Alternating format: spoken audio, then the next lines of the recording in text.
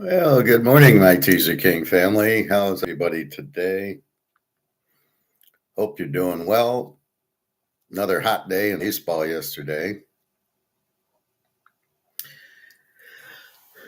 4-1 on Monday and 7-2 yesterday. So we're on a nice 11-3 run.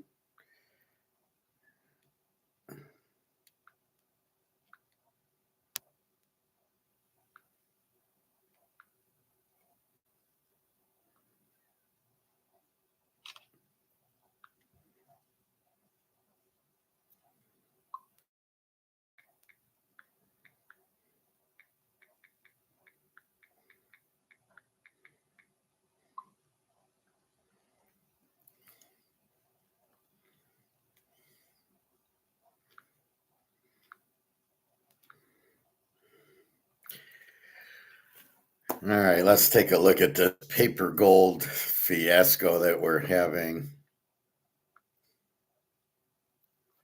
And again, the 10 o'clock drop's just killing us.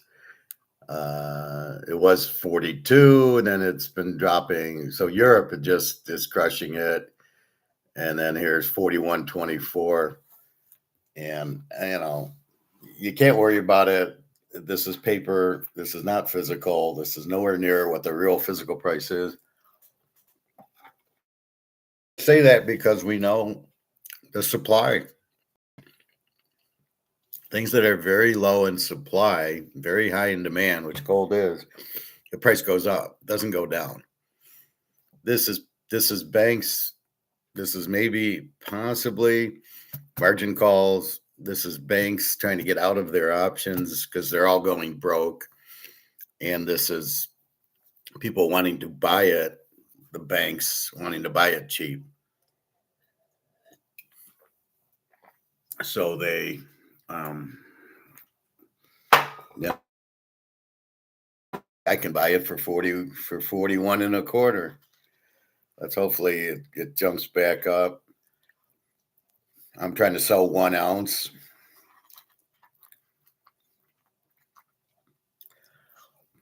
I want to go on my vacation up north to the lake. So I need a little bit of cash for that. So, I'm not panicking, but I'm like, no, I went back to 41.33. That's good. I'm not panicking, but it's nicer if I can get 4,500 than 4,100. But again, what I paid for it and what it's going for is fine. But, again, it's just because I need cash. I'm not profit taking. I'm not doing anything but, oh, yeah, I'm running out of paper monopoly money, and I just need more monopoly money to pay some bills. So that's all that's going on. Silver at 64.58. Again, this is strictly paper. There's no physical attachment to this. Why they price the silver and gold physical in this is beyond me. That's totally illegal and totally should not be happening. But, again, the banks run the country, so we've got to play by their rules. But we understand it's breaking, and we understand that it's gold. We understand physical gold is much higher price, so we really don't worry about it because we understand game.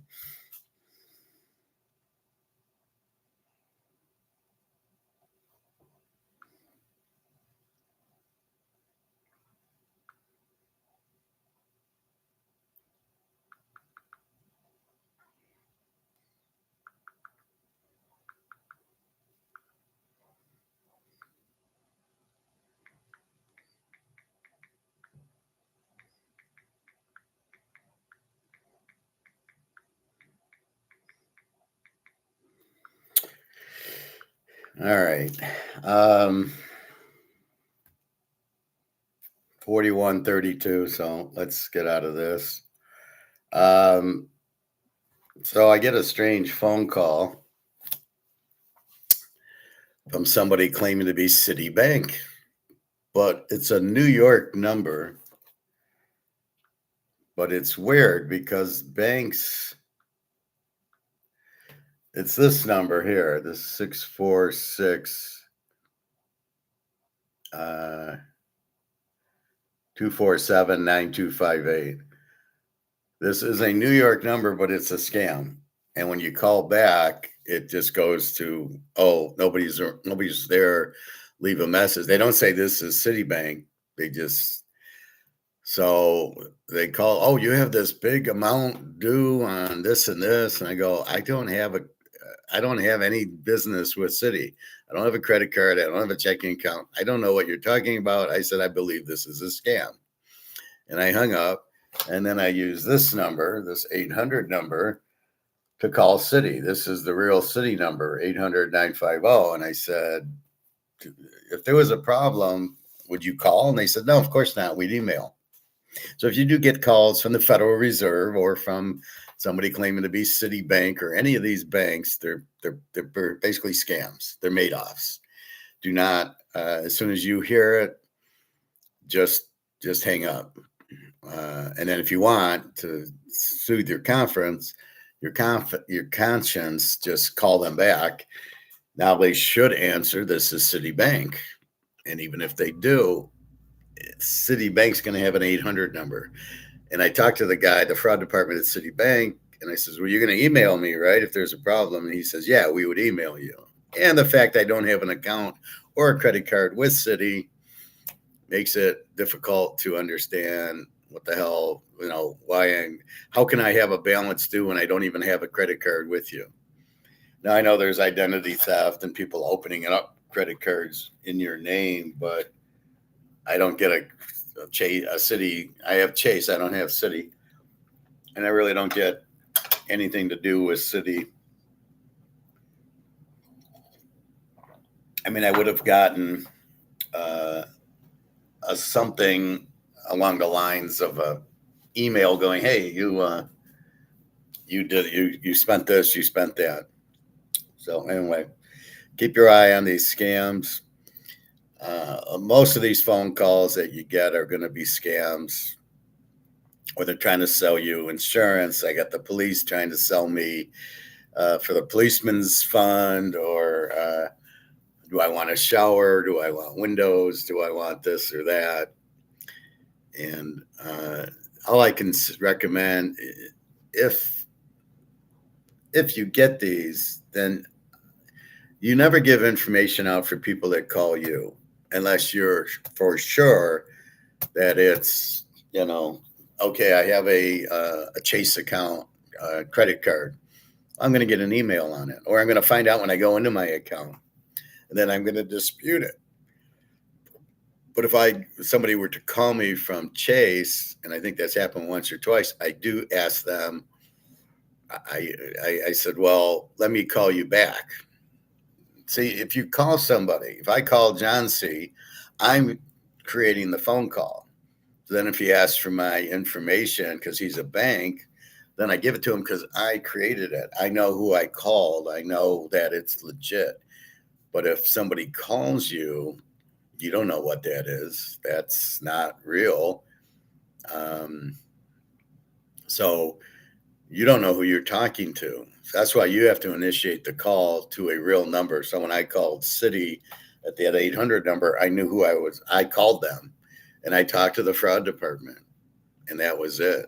But I didn't give them any information. Hi, John Z. What's up? Not much. Watching gold drop and wondering what the fuck's going on. Let's go to baseball. So had a great day yesterday. Let's go through it. I go 7-2 plus 10 units. Seattle. I have Seattle. Seattle wins 6-5 over Baltimore again in 10 innings. So I obviously miscalculated the fact that I played Seattle and they win, but to win it in 10 innings, it wasn't the game I thought. I have the Yankees under 8.5. That was your free play, and they win 3-2 over Cleveland. Now, here's a difficult one. The Dodgers 12, the Pirates 3. Skeens is pitching. Let's take a look at this. Skeens gives up 2 runs. There's a 10-run. Here's the problem. There's a 10-run 7th inning. All right. So Skeins has got him 2-0. Jesus. Skeins has him 2-0, and then it's 2-2. Okay, and then a 10-run seventh. You go, what the fuck is that all about?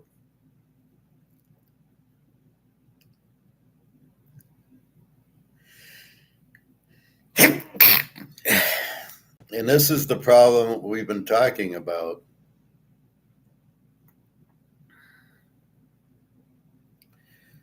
Skeins, 6 innings, 6 hits, 2 runs, 2 walks, 103 pitches.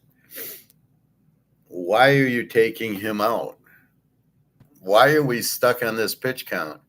Because they pull him, and then it's Dottle gives up 5 hits and 6 runs. What is he doing in for that long? So Dottle pitched 29 pitches. He pitched, let's see, batters faced, Dowdell, 6 batters. And in 6 batters, he gives up 6 runs, 5 hits and a walk. Why are you letting him out there that long? Now, I know they have to pitch to 3 batters. And then Bidos comes in and he gives up 2 hits, 3 walks, and 4 runs. So was it really worth pulling Skeins? And if we look at these guys' ERAs, so you pull Skeins with this 2.84 ERA, the best pitcher in the league, for a guy with the 4.32 and a guy with the 4.50 and a guy with the 5, and you saved your ace with the 0 ERA. Callahan, you don't pitch him until 6th inning, 7th, 8th. Well, that's 2 innings. So they pitch the 7th and 8th. He comes in the 9th. Well, why? He's already, and I'm sure he's not the closer. What are you doing? Who's managing this team? So my point is, Skeins with the 2.84 gives up 103 pitches. Why? He only had 2 walks, 7 strikeouts. Why would you pull him? Why are you looking at 103 pitch count like I got to get him out? He should have pitched the 7th inning, and my guess is he should have pitched the 8th inning, and so he pitches 130 pitches. At least he finally got through 6 at 103, but you need him to go 8 innings because you obviously have no bullpen.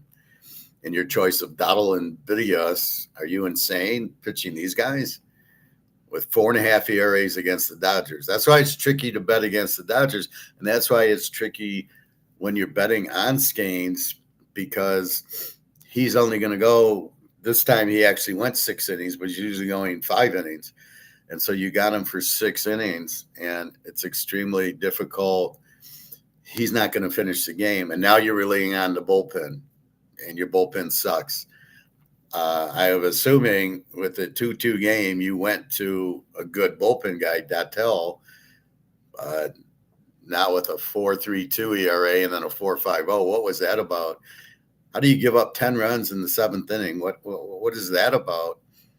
So, all I can this is like basketball, having Winnebago take 3-point shots. Why are you pulling Skeins? Why is the pitch count an issue? Why is he pitched 103 pitches? Why are you taking him out? Seriously, he should have definitely pitched the 7th inning.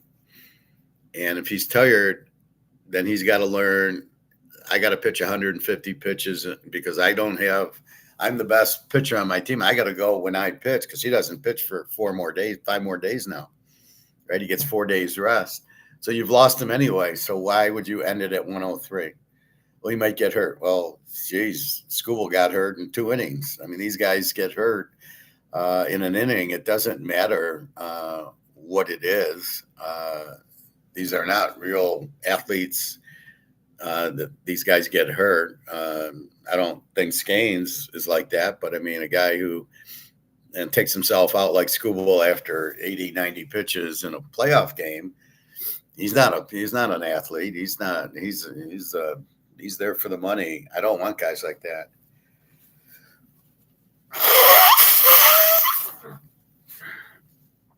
But you've got to readjust this pitch count.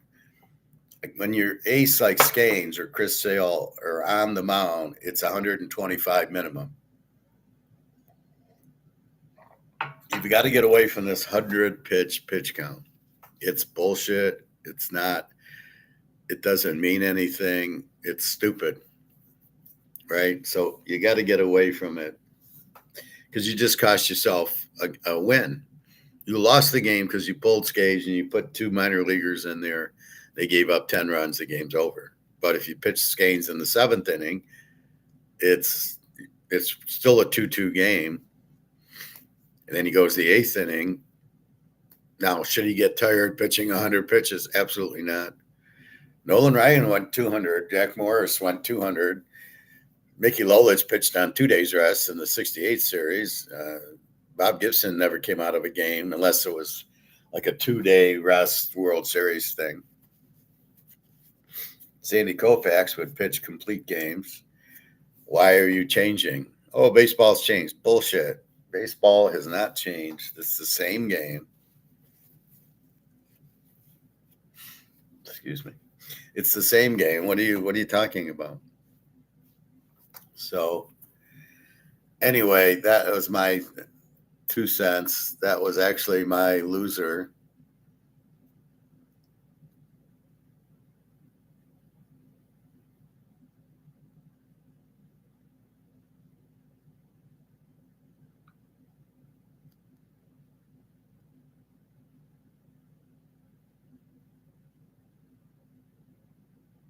All right, so let's go. So we're 2-1. Free play wins the Yankees. Tigers win 10-4, which we took Detroit, but we didn't bet them. Dodgers win 12-3. Miami wins 10-6. We play Miami and see a high scoring game there. We got Tampa and the Red Sox. We go under in that game. That was a last second after I got the pitcher. Tampa wins 4-3. We're under 7.5. That's the winner.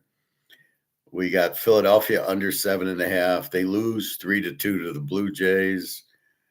We have the Cardinals 7, the Mets nothing. We had over 7.5 in that game. We lose by a half a run.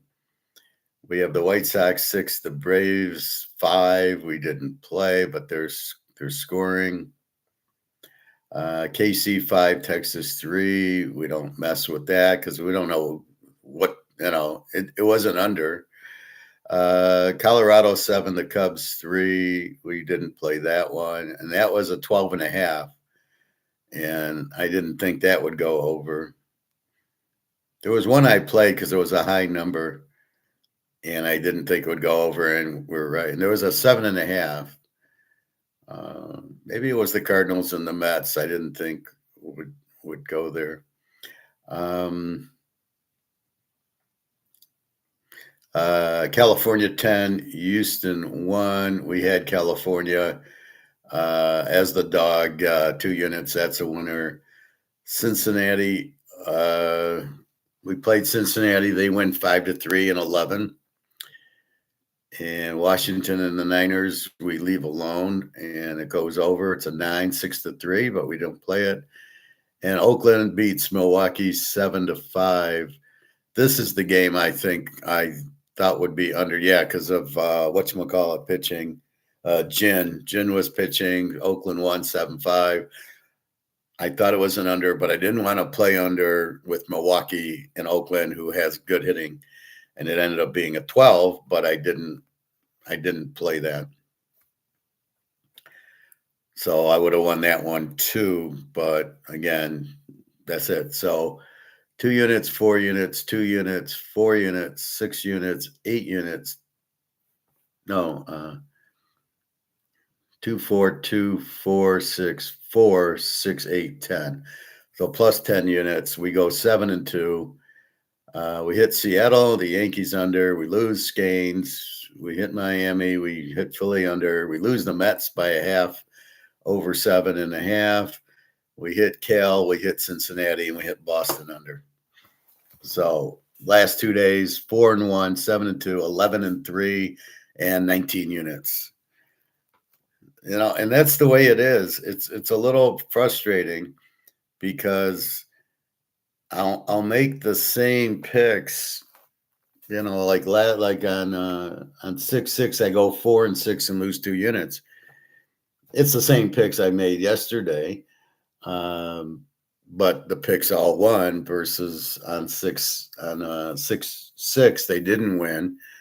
Yesterday I clean up, right? So it's those days.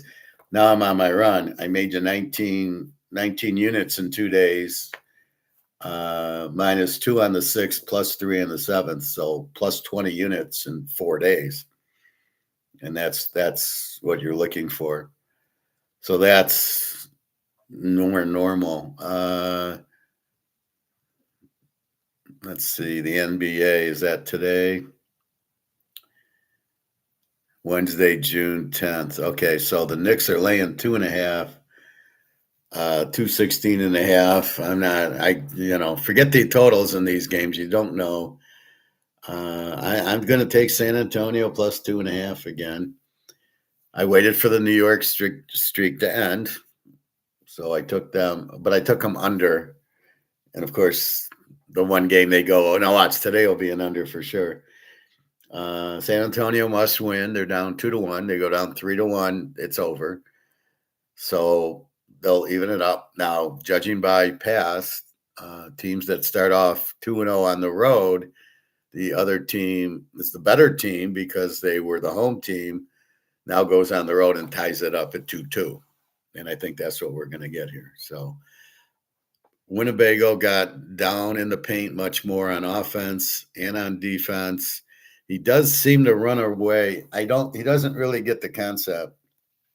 He will run out, and he needs to stay under the basket. I'm under the basket, I'm staying. I am not, it's not up to me to go run out to the 3-point line to guard somebody or anything like. I'm there when the guy drives. I'm there to prevent the drive. If somebody wants to drive the lane, I'm going to swipe the ball away, but I got to be smart, tip it to myself or to a teammate. Don't just swipe it away. But he's got to stay defensively right around the basket. That's it. His job is to not let people make a layup. On the other end, he's got to be in the paint and dunking or getting the ball with his back to the basket and doing sky hooks. I saw him try to dribble in. This is how stupid he is. I'm not impressed with him at all. So he gets the ball and he turns into the lane, and there's 3 guys swiping at the ball. No, you turn the other way and you do a sky hook, or you do a jump shot from 5 feet away. You can't dunk the ball when there's 3 guys there. McFly, hello, anybody home?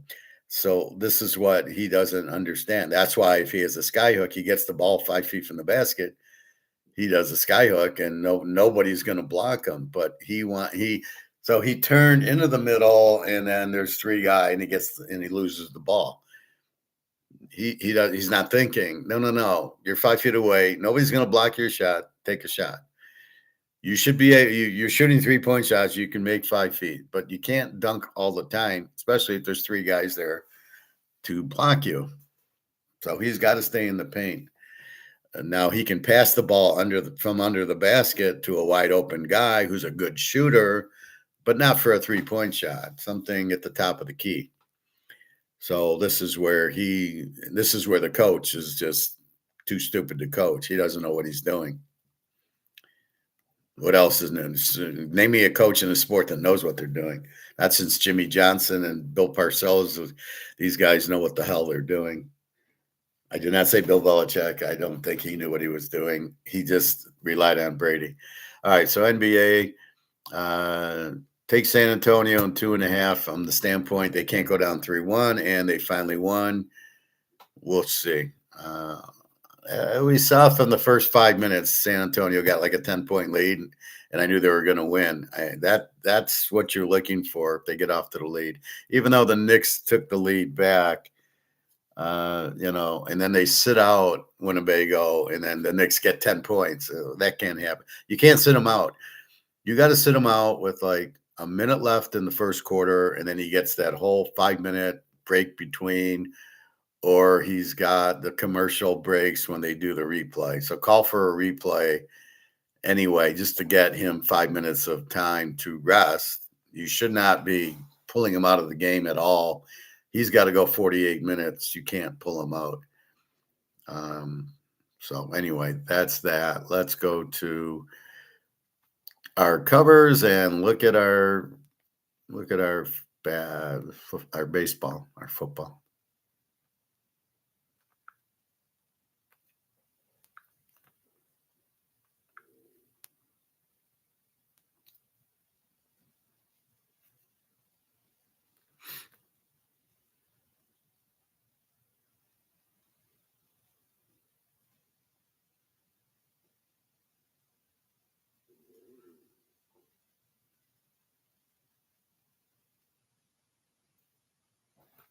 It looks like it'll be a hot day today, about 82, 84, feels like 86. But you need the feels like if you're going to have the door open or the window open. All right, let's go to covers. And today be June 10th.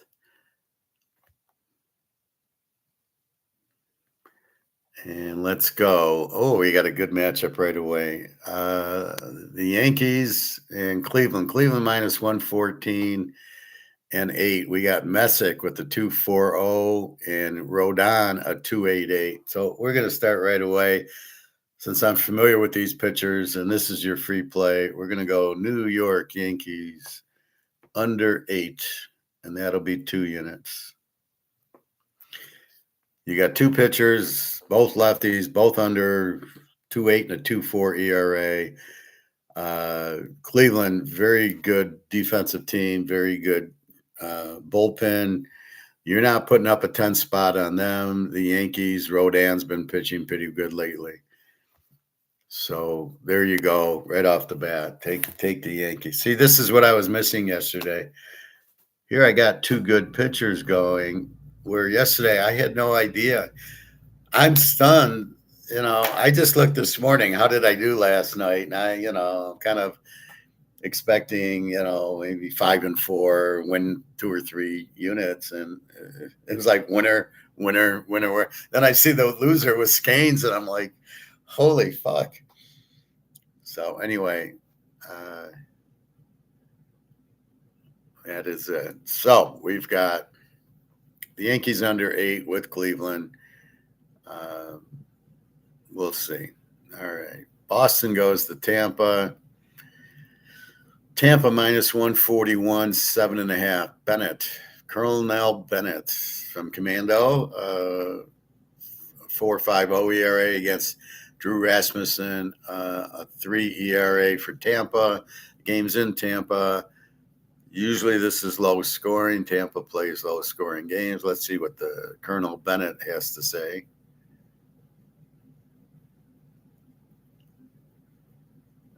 The Colonel. This is the first time ERA. He's given up 5 innings, a 5-hit, 1-run game, and a 5-inning, 6-hit, 4-run game. And that was to Tampa. He lost 8-4 to Tampa, and he beat Houston 3-1. So here we go. He's playing Tampa again. Strange schedules. They play this was May 7th. Oh, well, this was a month. So he hasn't pitched in a month, this Bennett guy. But he is a starter. He's gone 5 innings and 86 pitches. So I would think they're going to hit him. Drew Rasmussen. I don't know what movie this guy's from. He's pitched a lot, and he is a starter. Yeah, he goes 6-7 innings. No streak. His last 5, he gave up 6 innings, 3 runs, 6 innings, 3 runs, 5 innings, 2 runs, 7 innings, no runs, 4 innings, 5 runs, 7 innings, no run. So he's had 3 real good outings where it's 0-0-2. He's had 3 threes, And then this 5 was against California of all teams. He lost 14-3. Beat Miami 6-0. Lost to the Yankees 2-0. Beat Toronto twice. Miami. Okay, so pretty good, not great. Boston.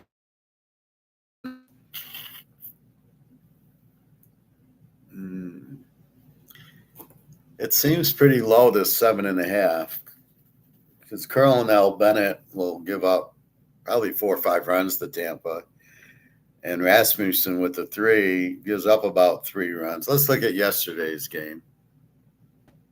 They played yesterday. Tampa 4-3. Let's look at the box score. And what I'm looking for is hitters. What do we got here? Boston.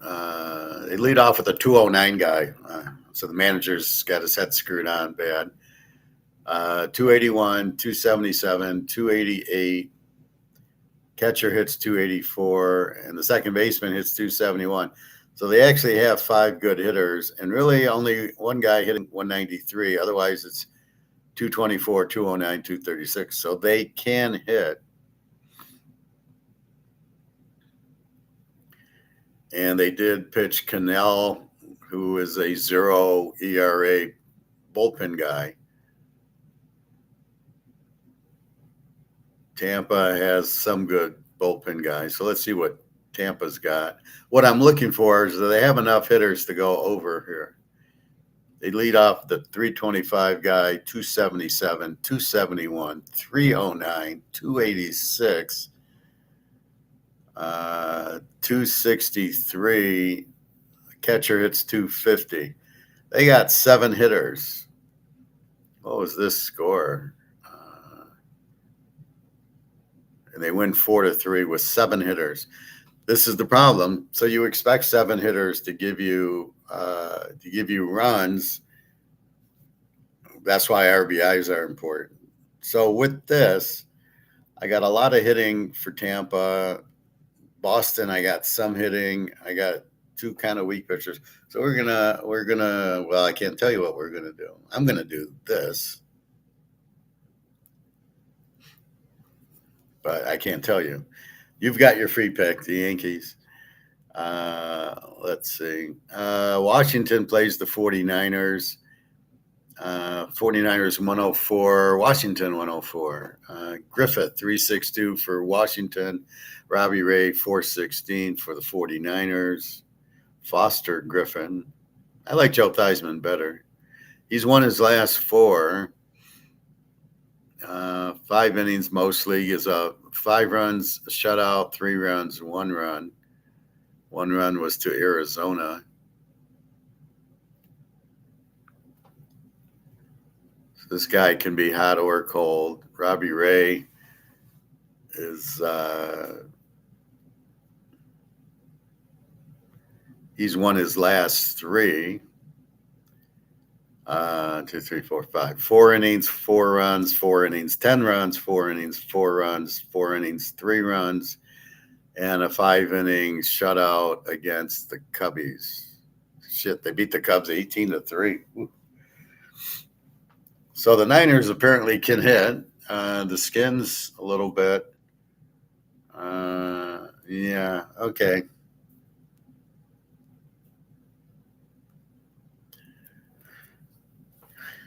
Decent price. Cincinnati, San Diego. I keep betting Cincinnati over, and I think we did win with them yesterday. No, we won with Cincinnati. They must have a good pitcher. San Diego minus 160 and 8. We got Brady Singer 5.89 ERA against Michael King 3.41 ERA. Let's see, are these guys on my list? Singer for Cincinnati. Paddock's the one we're looking at, but Paddock hasn't pitched in a while. Yeah, Brady Singer had lost 5 in a row. Let's see if it's 6 in a row.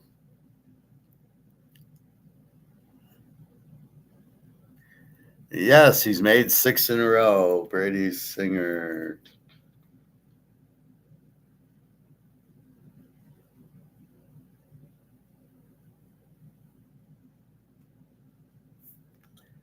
6 losses in a row. But how has he done? 3 innings, 4 runs, 6 innings, 4 runs, 3 innings, 3 runs, 4 innings, 5 runs. So this guy gives up a lot of runs. Not a good pitcher. Michael King for San Diego. How is he doing? He's lost his last 3, and he's lost 6 of 8. And let's see, 6 innings, 1 run, 5 innings, 1 run, 7 innings shutout, 3 innings, 4 runs, 6 innings, 5 runs, 6 innings, 4 runs. So his last 3 games, so he has 1-1-0, and then he goes 4-5-4. So with that, I know what I'm doing.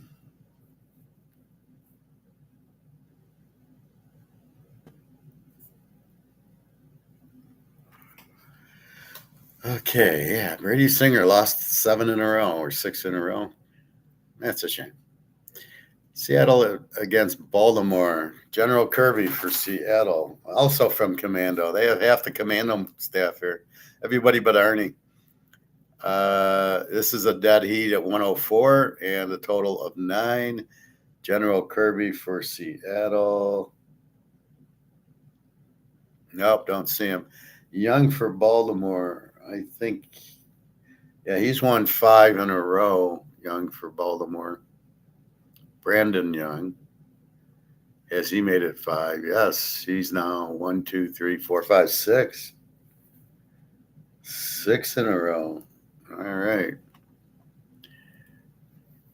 5 innings, 2 runs, 3 innings, 2 runs, 6 innings, 2 runs, 6 innings, 2 runs, 6 innings, 3 runs. So he does not give up a lot of runs, and he's won 6 in a row. Kirby, George Kirby. I think in the movie it was Franklin Kirby. No streak. Last 5. 5 innings, 1 run, 5 innings, 6 runs, 6 innings, 5 runs, 5 innings, 4 runs, 4 innings, 5 runs. So the general is pretty weak here. All right.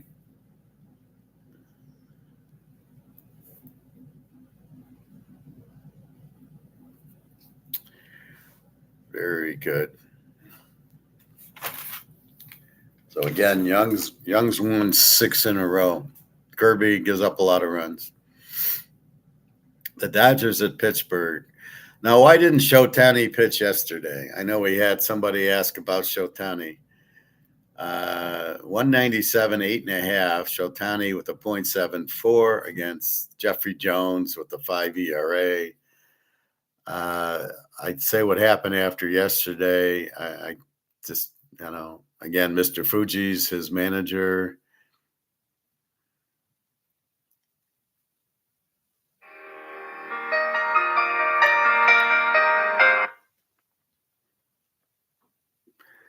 Shotani, no straight. He's 1, 2, 4. He's won 5. He's 5-1 his last 6. He beat California. No, this doesn't make sense. He beat California 3 times in a row.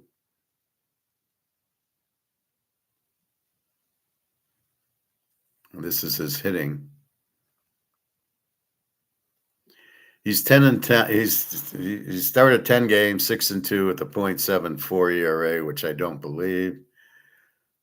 He gave up 30. He gave up 7 runs. Oh yeah, 5 earned runs. That's a bunch of bullshit. I guess if there's an error in the inning, they call it an unearned run, which is not supposed to be. It's only if there's 2 outs and it extends the inning.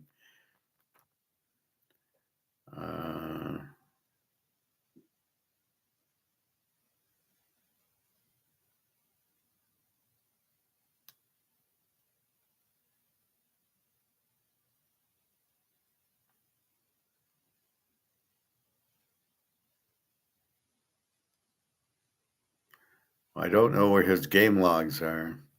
They show a game log, but it's hitting. 4 at-bats, 1 hit, but I don't see the pitching game log.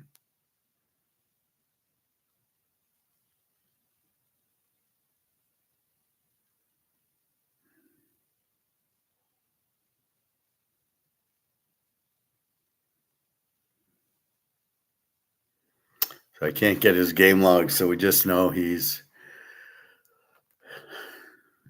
with this bullshit 7.4 ERA. Jared Jones, he's only pitched in 2 games. 4 innings against Minnesota, gave up 5 runs, and then 5 innings against Houston and shut him out. He goes about 75 pitches.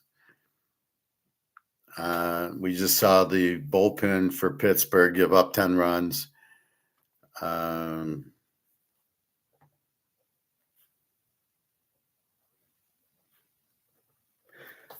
Pitt can hit, but we'll see how much they hit Shotani. But they got a pretty good lineup, as do the Dodgers. So again, you can't go over in this game, even though it'll probably get over because of Shotani. And we have no idea if he goes 5 or 6 innings.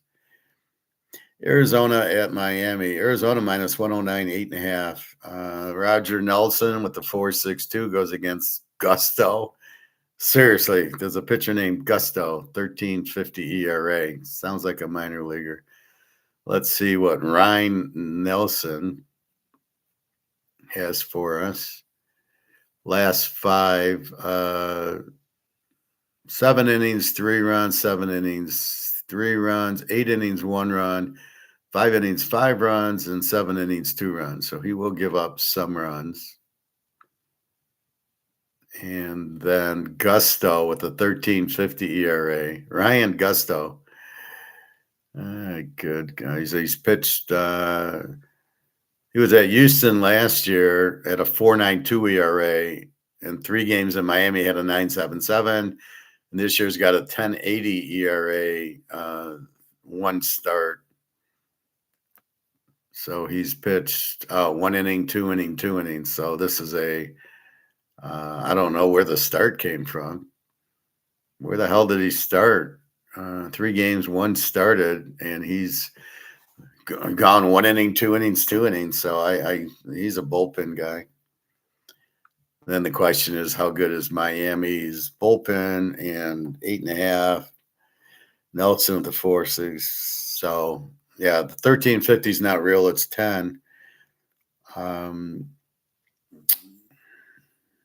Again, I don't know the hitting. This is what I'll look at these two. I want to get these two. I got most of the teams kind of set. Minnesota at Detroit. Detroit minus 163.9. They've been hot lately. Paredes for Minnesota and Valdez for Detroit. Valdez for Detroit has lost his last 5. Let's see if it's his last 6. No, he finally won. 1, 2, 3, 4, 5. So he's 5-1. His last 6, beating Seattle 7-3. Let's see. He gave up 6 innings, 2 runs, 5 innings, 4 runs, 6 innings, 1 run, 6 innings, 4 runs, 5 innings, 1 run. The White Sox in Cleveland crushed him. He beat Seattle and Baltimore. No, Baltimore, he lost 5-3. Yeah, that wasn't the 65. That must be the other guy. So he's very inconsistent. But the Tigers are hot. They beat them yesterday. Paredes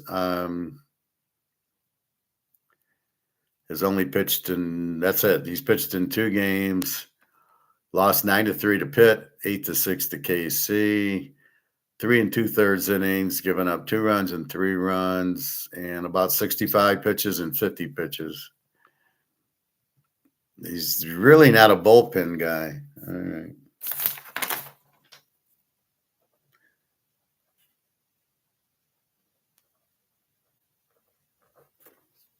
So I'm finding a lot more games to play. When I look at the game, I go, yeah, okay. And like I said, the Tigers are hot. Um, and then when they were cold, we were betting against them all the time, and now they're hot. So now you bet whether you got to be flexible. Good game here, Philadelphia and Toronto. Philadelphia 131, 8.5 games in Toronto. Luzardio 4.56 ERA against Max Scherzer with a 10 ERA. It's embarrassing. Luzardio from Peru. That makes Bobby the Brain Heaton his manager. Last 6 innings, shutout. 6 innings, 2 runs, 6 innings, shutout, 5 innings, 2 runs, and then 6 innings, he gave up 5 runs to the White Sox. The White Sox can hit. So he's fairly good. He had a 6-run, he had a 9-run, a 6-run, and a 5-run game. Otherwise, he's been very, very good. And the 9-run was the first game, right? April. So since then, he's only had a 6-run game and a 5-run game. So pretty good.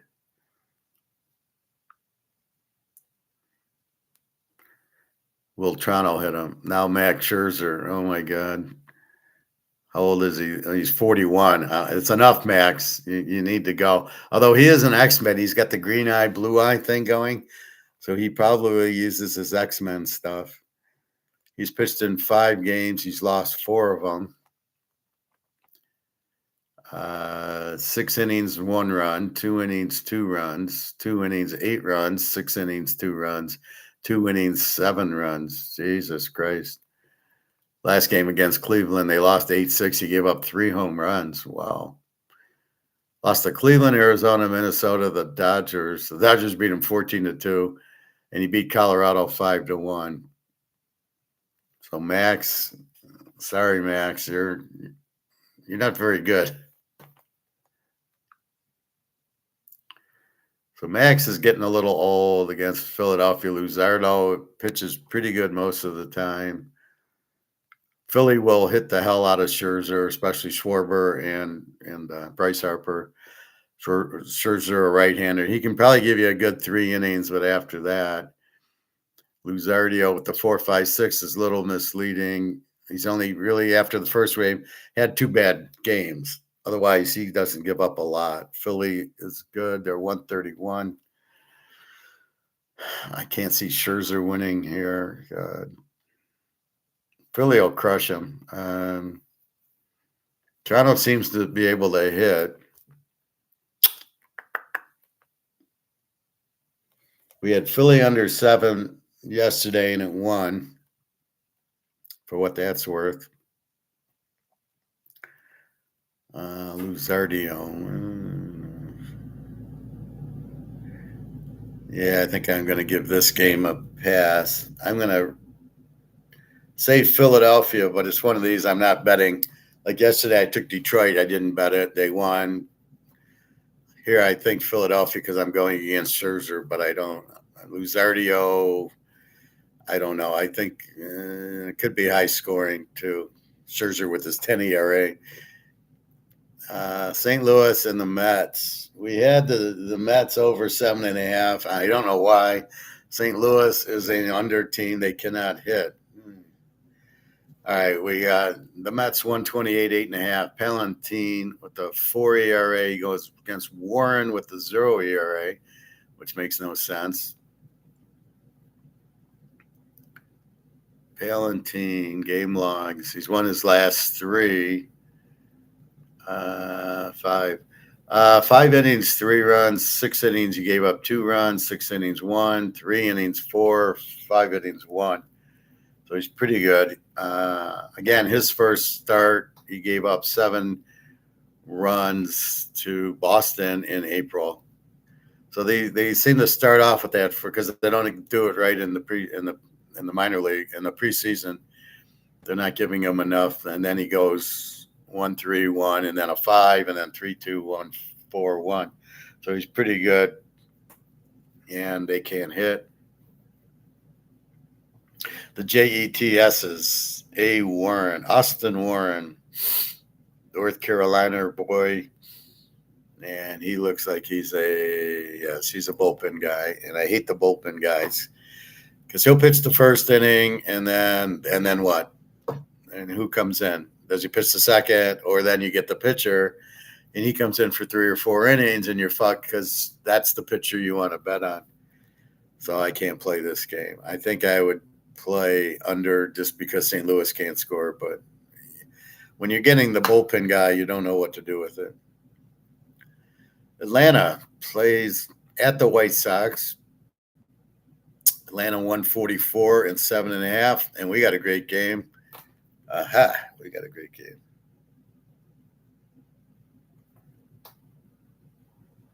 We got Chris Sale with a 2.25 ERA going against Dean Martin with the 2.62 ERA. And you know what to do when you've got two aces on the mound going. So I don't really have to look into this one. Dean Martin, I think they both got roughed up last game. Let's just look for a streak. Chris Sale, hasn't done much. Well, he gave up 10 hits and 3 runs in 5 innings. 3 runs, 2 runs, 1-1, 3-1-0, 1-1. Chris Sale doesn't allow too much. And that leaves you Dean Martin with the 2.62. And the Diener, wow, he had a 1, 2, 3, 4, 5, 6, 7, 8. He had an 8-game win streak.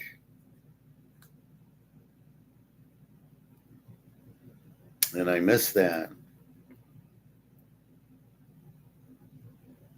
But we bet him anyway. So he's 8-1 his last 9.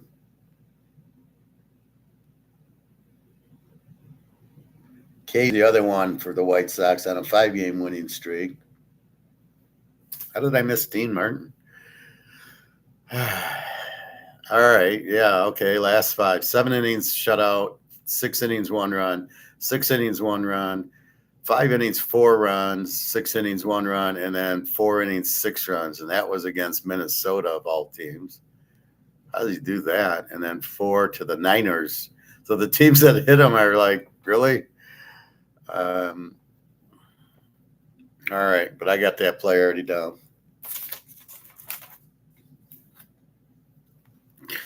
All right. Texas goes to KC. I hate both these teams. I don't know what they're doing. Seth Lugo. Oh, yeah. How many times do I lose with Seth Lugo? Texas minus 117 and 10. 10. Gore, 4.23 ERA. Seth Lugo, 3.91 ERA. Mackenzie Gore. Oh, he sucks. Last 5. 8 innings, 1 run. Where did that come from? 1 inning, 2 runs. 6 innings, 1 run. 6 innings, shutout. 4 innings, 4 runs. So nice and inconsistent. And then we've got Seth Lugo for Kansas City. And nothing there. He last 5. 8 innings, 5 runs, 5 innings, 2 runs, 6 innings, 3 runs, 6 innings, 1 run, 6 innings, 5 runs. So he's all over the place. Also, not really that strong. So 3.91 against the 4.23. I don't like either of these batting orders. And this, how the hell is this a 10? I'm leaving this alone.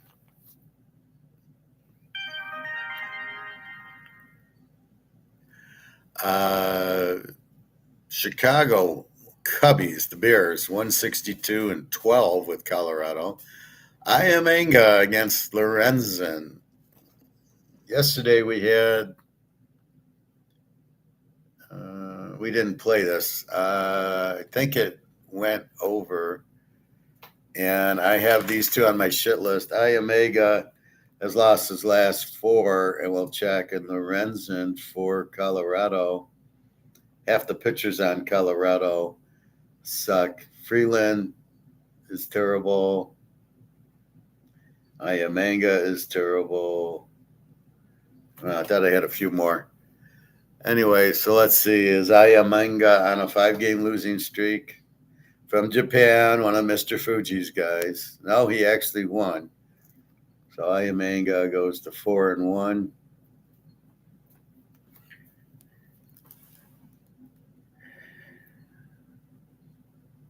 All right. Aya Manga. 6 innings, 6 runs, 5 innings, 5 runs, 6 innings, 7 runs, 4 innings, 8 runs, 7 innings, 2 runs. How the fuck did he go 6 innings, give up 6 runs, and they beat Oakland 7-6? That's amazing. So this guy gives up a lot of runs. So we look at the over, but the over is 12. Lorenzen. 1, 2, 3, 4, 5, 6. He's 6-1 on the loss side.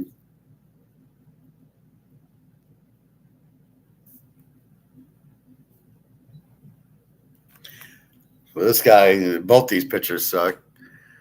Lorenzen, last 5 innings, 2 runs, 4 innings, 7 runs, 5 innings, 5 runs, 3 innings, 3 runs, 3 innings, 8-1. So I think we understand why we're seeing the 12. I don't know. It's just too. Let's look at yesterday's game. If they played yesterday.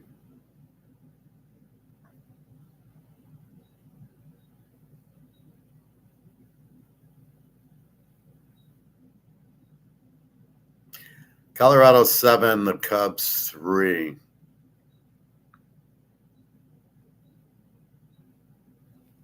So they played at 10. The Cubs only got 3 runs. I didn't play the game because I didn't like anything to do with it. And now we got Iomega, who stinks, and Lorenzen, who's even worse. And the total of 12. They played 10 yesterday. I mean, the Cubbies will hit this Lorenzen guy, and Colorado should hit him. I don't know. I don't know. I got to think about it. Maybe. I'll put a maybe there. Milwaukee goes against Oakland. Sprout against Perkins. Holy shit, this total is 14.5. This is a dead even game, 104. Let's look at Sprout. I know Milwaukee's got 7 hitters. Sprout, nothing really. Last 5 gave up 5 innings, 3 runs, 4 innings, 3 runs, 4 innings, 3 runs, 5, 3. So in the 4 innings, he's going to give up 3 runs, Sprout. We know they can hit. Perkins, Jack Perkins, Kokomo, Indiana. You know who's from Kokomo, Indiana? Don Johnson of the Professional Bowlers Tour in the 1970s. He was on the Firestone Tournament Champions from Kokomo. He did good, though. He's a good bowler. All right, let's see. Don Johnson. He's just a bullpen guy. Gave up 5 runs, 3 runs, 2. So his ERA's got to be huge. 6.19.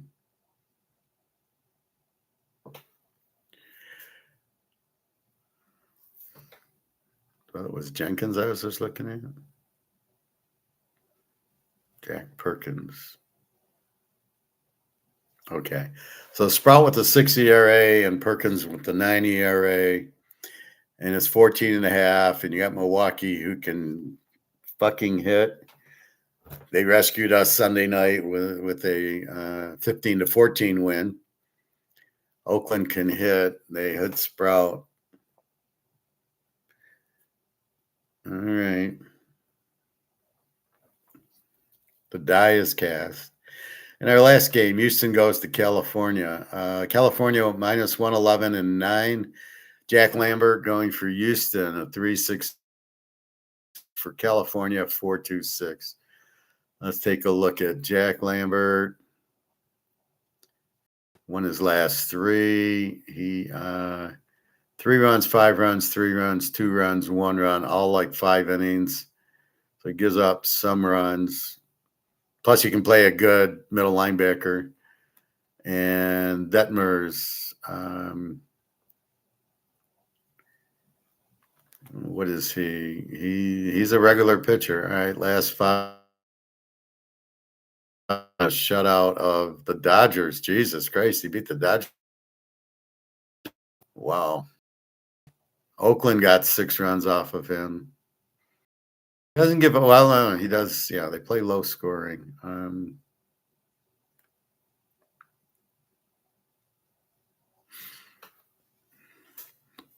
Total of 9. Jack Lambert, Detmers. They'll give us some runs. I'm gonna have a pass on this game. All right, so I played 1, 2, 3, 7, 8, 9. I'm debating the Cubbies game. I'm debating the Phillies game. Play Yankees go under 8. In our first game, I have to do the email. It's 12 o'clock. First game's 1:10. So that's your free play anyway. Okay, so 1 o'clock. So I got to do my email.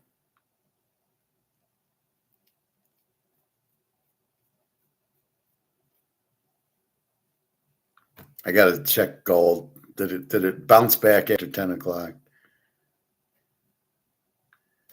We can only pray.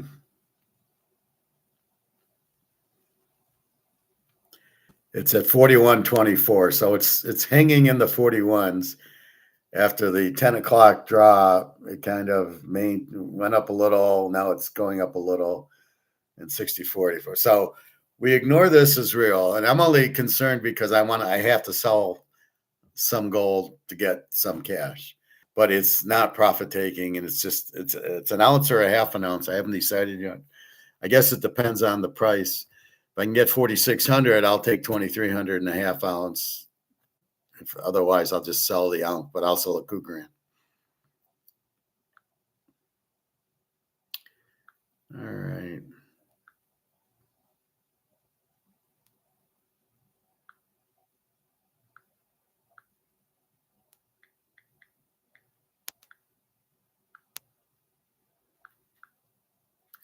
Let's give me a second to email. My guy's having difficulty setting the baseball back up. We haven't done it in a while.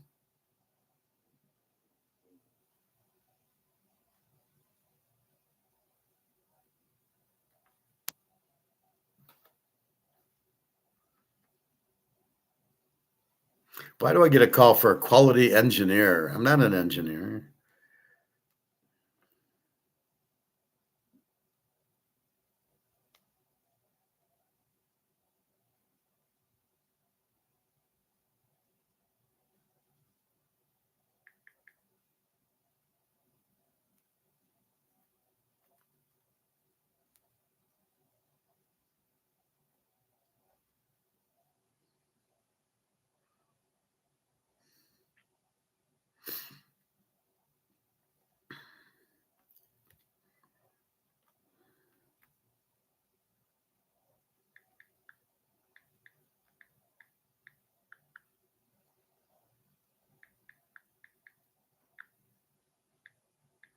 Okay, I need about 1 minute.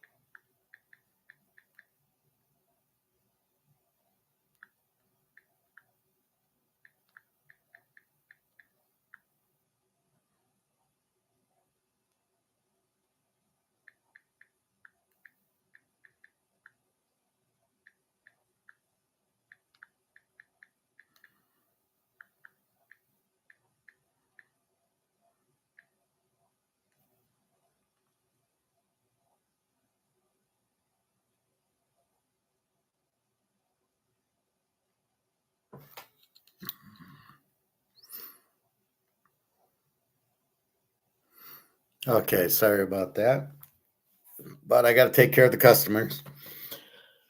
All right. So, what's happening in comex? Um, in Again, there's paper prices and physical. There's no physical price of gold or silver. There's a paper price. In oil, there is a physical price of gas, and there's a paper price of gas. And the difference is when they need gas for their, petroleum for the cars and the trucks and everything, and the airplanes, they have to buy it in the market, and we see what that price is. But gold, it's very silent, and so they're pushing the price down on gold without, but we don't see the physical. So when China buys all these 80 tons, you're not really seeing what they're paying for it. And so that's why we never really get a physical price. They try to buy it on Comex because it's cheap, but Comex, I don't believe, has any more physical. I'll do a little research on that after, but I don't think they have a lot left. And that's the big problem. So when people want the delivery of the gold, I don't know why people are playing the options in gold and silver. They're out of their freaking minds. You want to be in the physical and gold. Again, it comes down to these aren't worth anything, right? These have no value. It's not worth anything. So therefore, why do you want to hold this? So even if you make $100,000 in an option or in a silver mining stock or in Nvidia, you didn't make any money because this is bullshit money. This is what you want to get out of. I see people and leaving comments, well, it doesn't matter. You keep saying that, silver and gold are going up. Well, they are going up, but you're not seeing the physical price, right? And it's going up a lot, but you don't see it. All you focus on is the COMEX price because that's the only thing you see. So the COMEX price is down and you go, fuck. But in the reality, the physical price is much, much higher, like the airplane fuel. So it comes back to, do you want to hold dollars that are worthless because of the printing and the debt? You got a $40 trillion debt. What do you think is going to happen with that? So with the $40 trillion debt, and you got money printing coming up the ass because you got to print every month, Social Security and interest on the debt and all the government employees, all of Trump's little friends leeching off the government. So you have all that, and they got to keep printing and printing and printing. And so the value has to keep going down.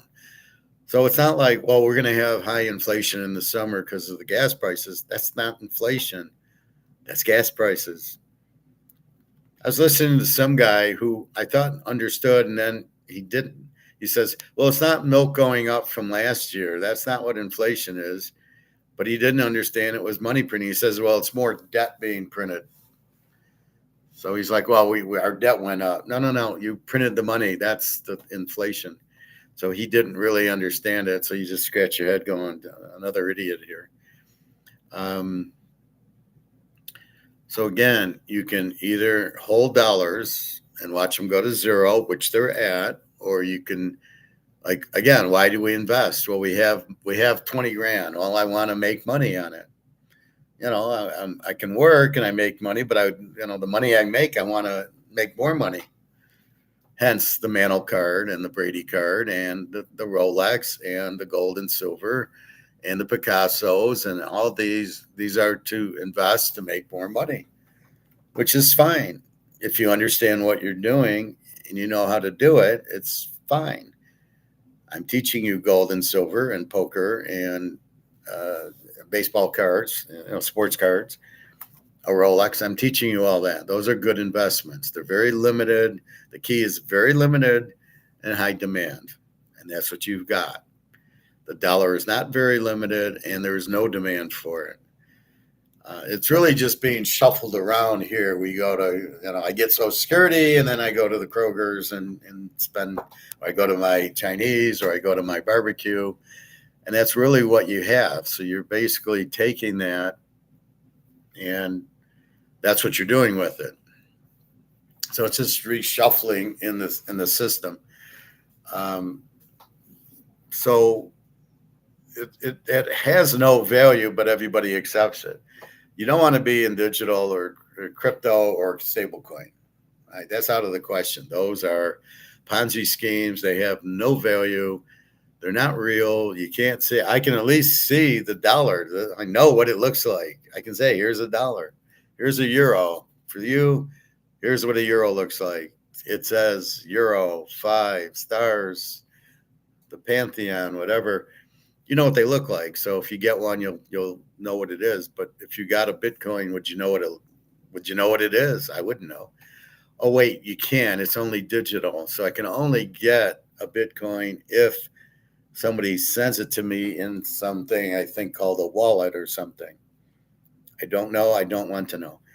I have no interest in a Ponzi scheme. So that's really what you have. But what's stablecoin? Well, it's going to be backed by the dollar. Well, we just said the dollar is worthless. So we certainly don't want to own that. Um, so can we ignore the $40 trillion debt? I mean, how can we ignore it? That's what it's at. It's the money is worthless. You owe 40 trillion, which you'll never pay back. You have 100 trillion out there. You owe another 100 trillion in other non, that's just treasuries, the 40 trillion. What people have bought our bonds, so we owe them the bond value. That's 40 trillion. There's also pension funds and other things that the governments have lent us money that it's like 100 trillion in total debt. We can't pay it off. We're broke. So you can't be in the dollar. Where are you going to be? Well, I'm in the stock market. You're still in the dollar. So now you got comex playing games, pushing the price down with options, which is not real. As I've said, silver, there's 76 million tons of paper silver versus 1 trillion.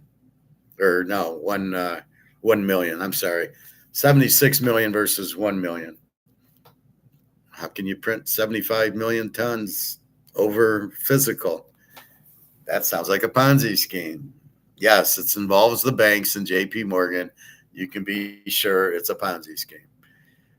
And the same with gold. There's 4.3 million tons of paper gold to 200,000 physical. How can you have 4 million tons of paper gold that doesn't exist? What are you selling? Well, these people they're just playing options. They're not really taking they don't want the physical. They're trying to make money in options. What are you doing? If you're trying to protect yourself because of the dollar going to zero, you want physical gold and silver.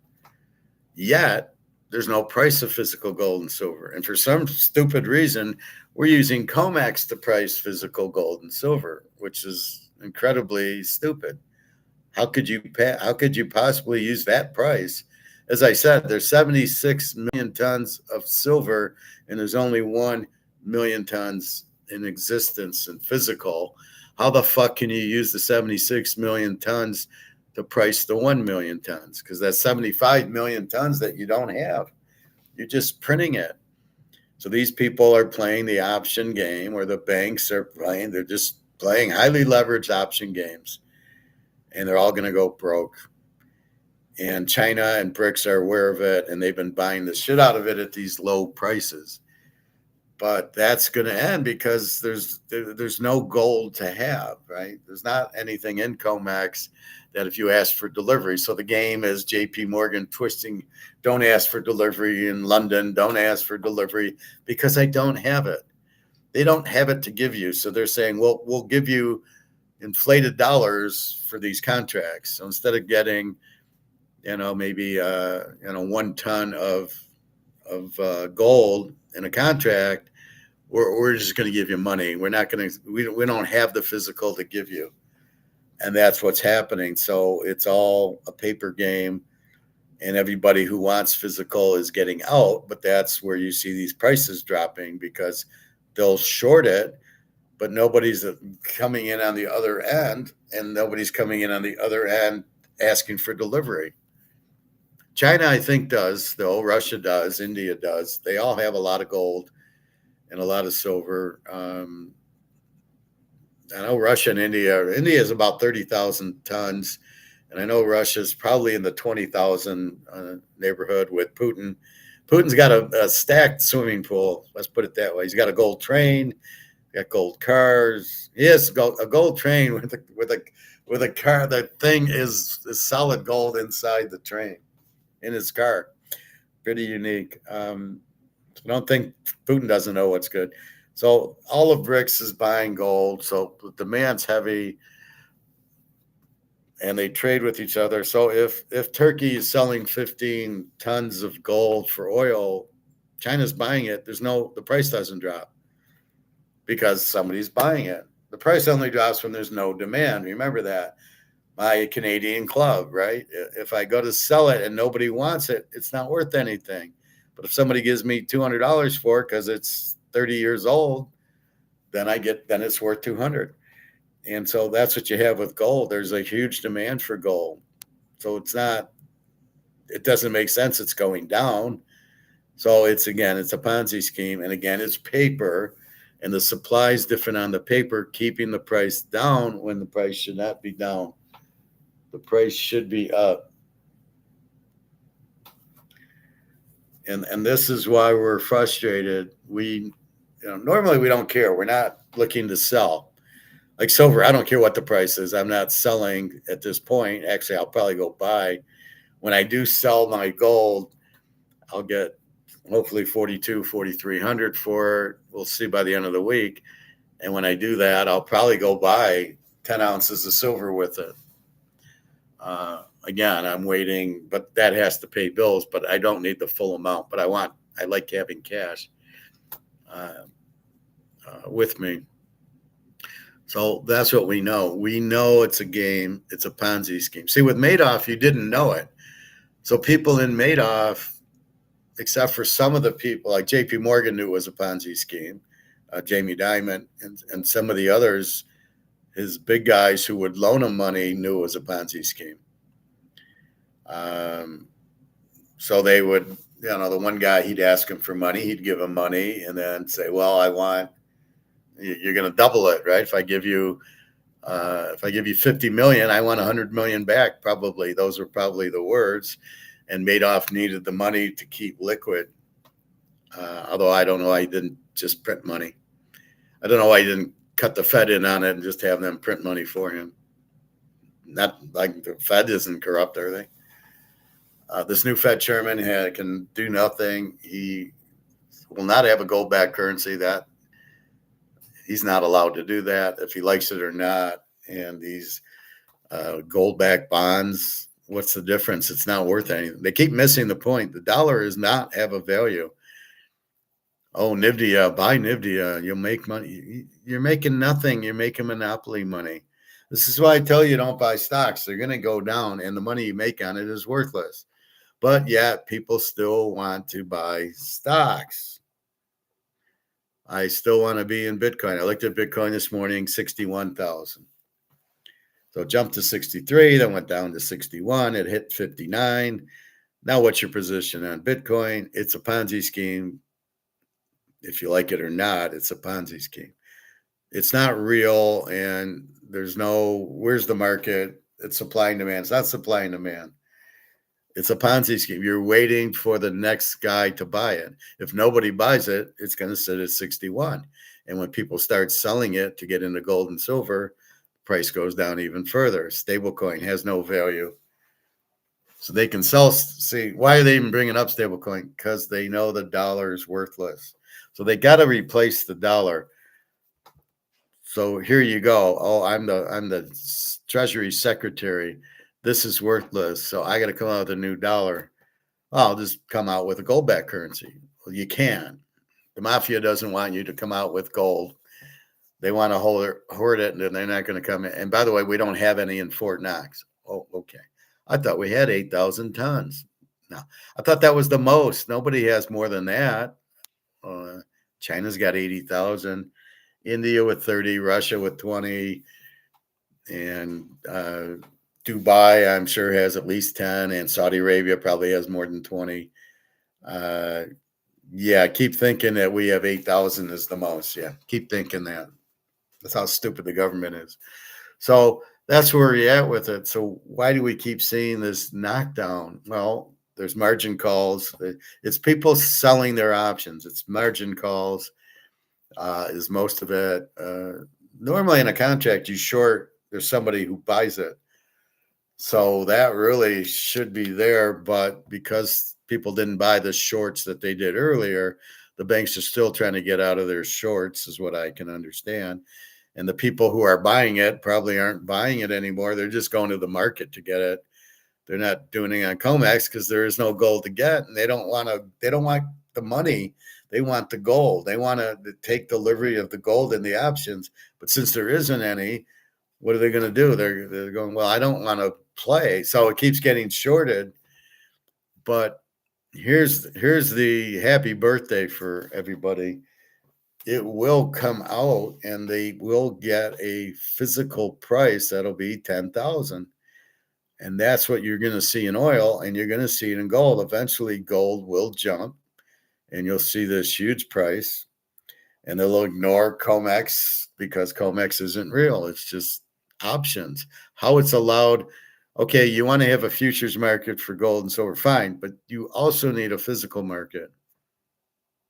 And where's the physical market? Well, China says they have it, but where's the physical price? It's not 4,100. It's probably 8 or 9,000. So how long is this little charade going to go on? Good question. I don't know. I wish I knew. But we know it will end, and we know the banks are going to lose their ass. And we know that the physical people who have the physical coins and jewelry and the bars, it'll go much higher. So part of it could be A, margin calls, B, people wanting to buy. So they're pushing the price down, and then JP Morgan says, hey, we'll buy 10 tons of it at only 4,100. Because we know it's about 6,000 now, but really should be 10. So that's really what you have. A, it's low for buyers. B, it's margin calls pushing the price, and people being forced to sell and nobody buying. So they're selling. It's a one way to next, which they've been doing since February. This has got nothing to do with free market. It's got nothing to do with the supply demand. This has nothing to do with that because you've already fucked the supply up in the paper world with 4.3 million tons of gold, and there's only 200,000 that exist. You are not using supply demand. Unfortunately, you're not using free market, unfortunately. So people like us who are smart enough, we're smarter than the average bear. We know to take the money and put it into, get out of our stocks, get out of our bonds, get out of our bank and go buy gold and silver, which is what most of us have done. And we're way ahead of the game. And we know it's going to skyrocket because there's very little supply. There's huge demand. Oh, but we got this COMEX interfering where the banks are saying, oh, wait, we're shorting. We'll just pull gold out of our ass that doesn't exist. 4 million tons of it. We'll just pull out of our ass, even though there's only 200,000 tons. So we're gonna play an illegal game.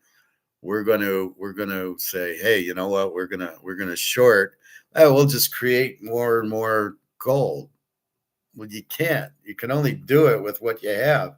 You can only create 200,000 tons of paper gold. But you can't even really do that because we know China's got 80,000 tons. So you really can only do 140,000. Oh, wait, but Russia grabbed theirs, and China and India's grabbed theirs, and Dubai and Saudi Arabia and South Africa and Brazil. Wait a minute. There's only maybe 20,000 tons of gold left to play this little game. How are you playing it without real gold? Oh, we don't need it. We're just trading. What are you trading? Well, we're trading options. What you got to have the physical to trade the options. And so this is where we're getting is all this bullshit paper, and eventually it'll blow up because it can't keep going on, because people will ask for delivery and the basic thing is bricks with the demand and the dollar has no value. And you've got a $40 trillion debt, which is really like 100 trillion. That's just in the bond market, the $40 trillion. How are we going to pay that off? All right, we won't. We'll just keep printing money. You can't, because as soon as people don't want it, you're fucked, because it's not real. People aren't idiots. China, Russia, they know that it's worthless. Putin said it's like a Snickers wrapper. So the BRICS countries all know the dollar's worthless. They're trading in gold at this point. Trump wants to invade every BRICS country. So he's invaded Russia with Ukraine, Venezuela. He's going to go after Cuba. He went after Iran. He's had visits with China. All these are BRICS countries. The only ones he hasn't, Saudi Arabia is a BRICS country. I think Dubai, UAE is also. And so what you have is these guys that are, in BRICS because they're going to a gold-backed standard. That's why he killed Saddam Hussein and Gaddafi. It was not because they were trying to sell their oil for euros. It was because they were trying to have a gold standard.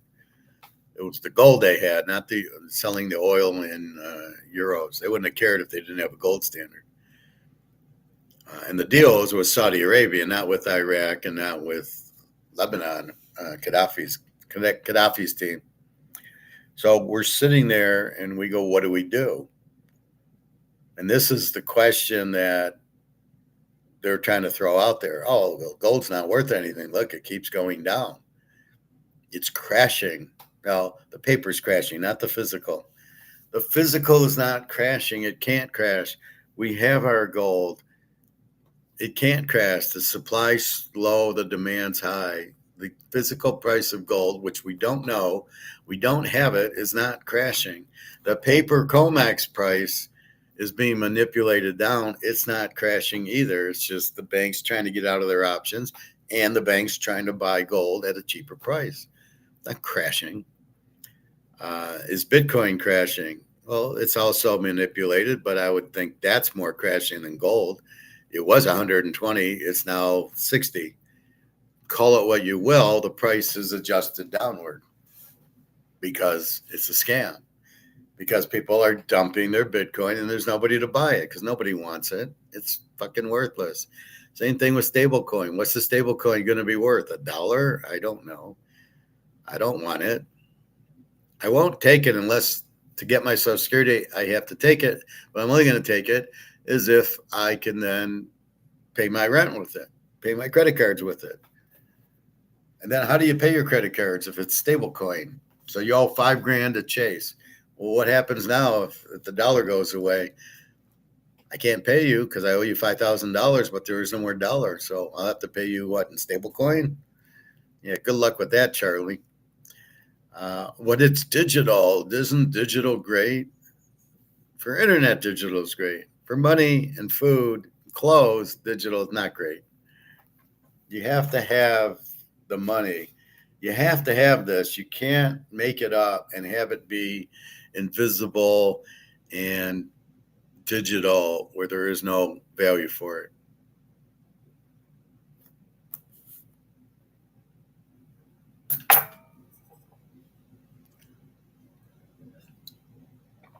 So don't worry about comex. I'm just selling because I need cash.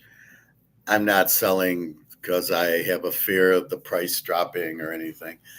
My only fear, I just want to sell it and make sure I can get, at least 42, 4,300 for it, not knowing this was going to happen, not knowing this war would last this long, and the oil price is going up. You've killed the oil supply, and how that affects gold doesn't make any sense. How the dollar is worth more than these others because of the oil doesn't make any sense. And why does oil going up? Why does the dollar going up against the yuan or the yen or the euro caused gold to go down.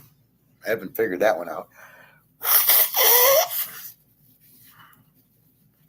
And the government, see, all their Ponzi schemes are in dollars. And if all of a sudden gold, well, I don't know, gold hit 5,000.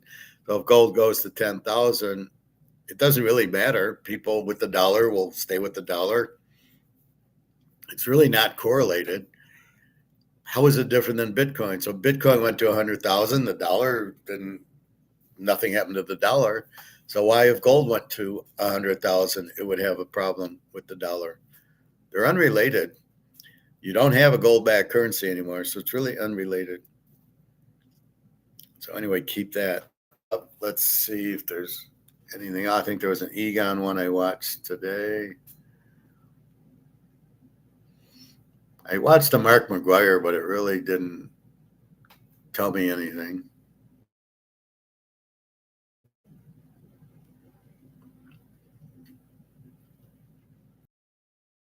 All paper asset markets will fail. Stock markets will start a long-term. Paper asset markets will fail. Stock markets will start a long-term secular bad trend, and stocks will collapse. And that will start in the next few months. Could be earlier. Bond markets will come down dramatically because no borrower, whether a sovereign or corporate or private, will be able to afford to repay the debts. Bond market will crash. And interest rates will go up to at least the 20% or around that level, as they were in the end of the 1970s and early 1980s. So don't hold bonds, don't hold stocks, don't hold property. Property is leveraged and is a bubble. You should hold hard assets to hold them in physical form, hold them outside the banking system, hold them in the safest vaults in the world that you can find. We store gold in the Swiss Alps for clients, which are probably the safest vaults in the world. And you should have direct access to your vault. And it should be in countries like Switzerland, possibly also Singapore, where there's safe jurisdictions and stable governments. All paper asset markets will fail. So he's listening to me, but that's what I just said. Why? Because they're real assets. The Mantle card, the Rolex, Picasso, Van Gogh, these are real assets. You can see them. They have value because they have very limited supply and high demand. Value comes from high demand. If nobody wants it, it's not worth anything. How many people want the US dollar is really the question. Nobody wants to do bonds, which is basically getting the bond in the US dollar. They pay us $1 million and then we give them 4% interest on it. Nobody wants to do that because they know the dollar has no value. Stock market will crash because people will pull their money out of the stock market because even if they make money, it's in dollars, which has no value.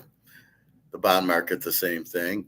Now, higher interest rates, there's no correlation there because it's only if you're thinking about prices. So they make the interest rate higher, which kills the demand for like a car. Nobody's going to pay 20% for a car. You're going to kill the demand. No demand, the price goes down. But that's not inflation. Inflation's money printing, not prices. I don't know why people think prices are inflation. It blows my mind.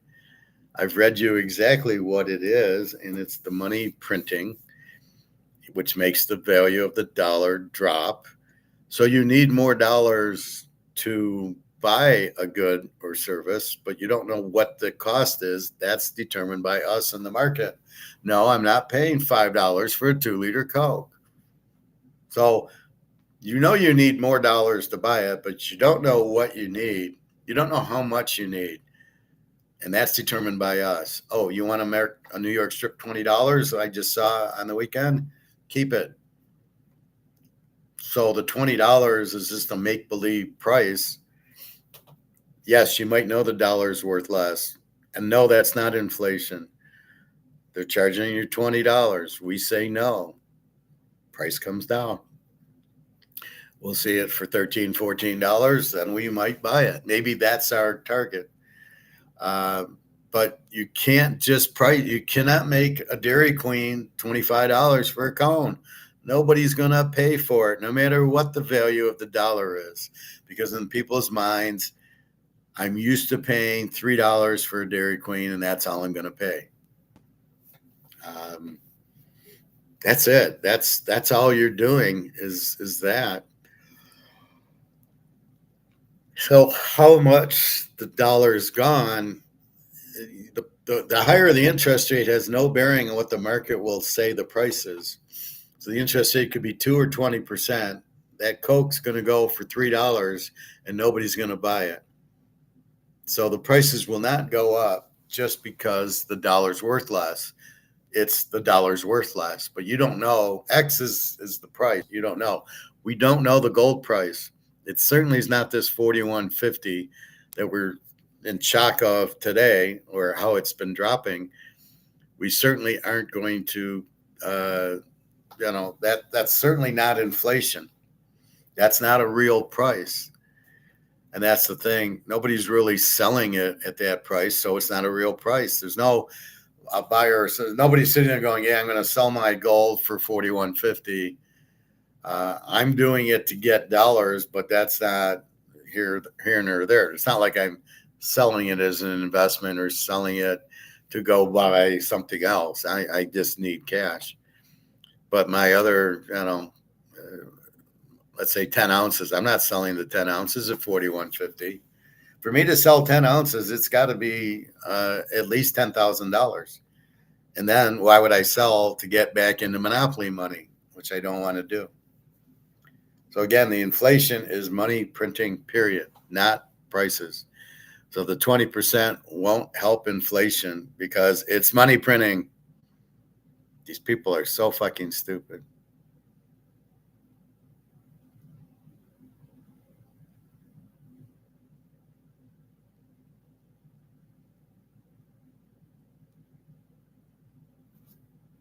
The question is, how long does it take for the stadium to fill? A stadium which is filled with water, first one drop, and then after a minute, 2 drops, and then it doubles 4, 8, etc. And some people will say, well, it depends on the size of the stadium. Well, it doesn't really, because even if the stadium double the size, it might take another second to fill it. So the stadium actually fills in 50 minutes, but it's in the final 5 minutes approximately that it goes from 7% full to 100% full. So this is exactly the same as happens to money when money reaches the exponential stages of money printing. So this is why you could see, as I've showed before, the mark valued in gold went from 100 to 100 trillion, and the biggest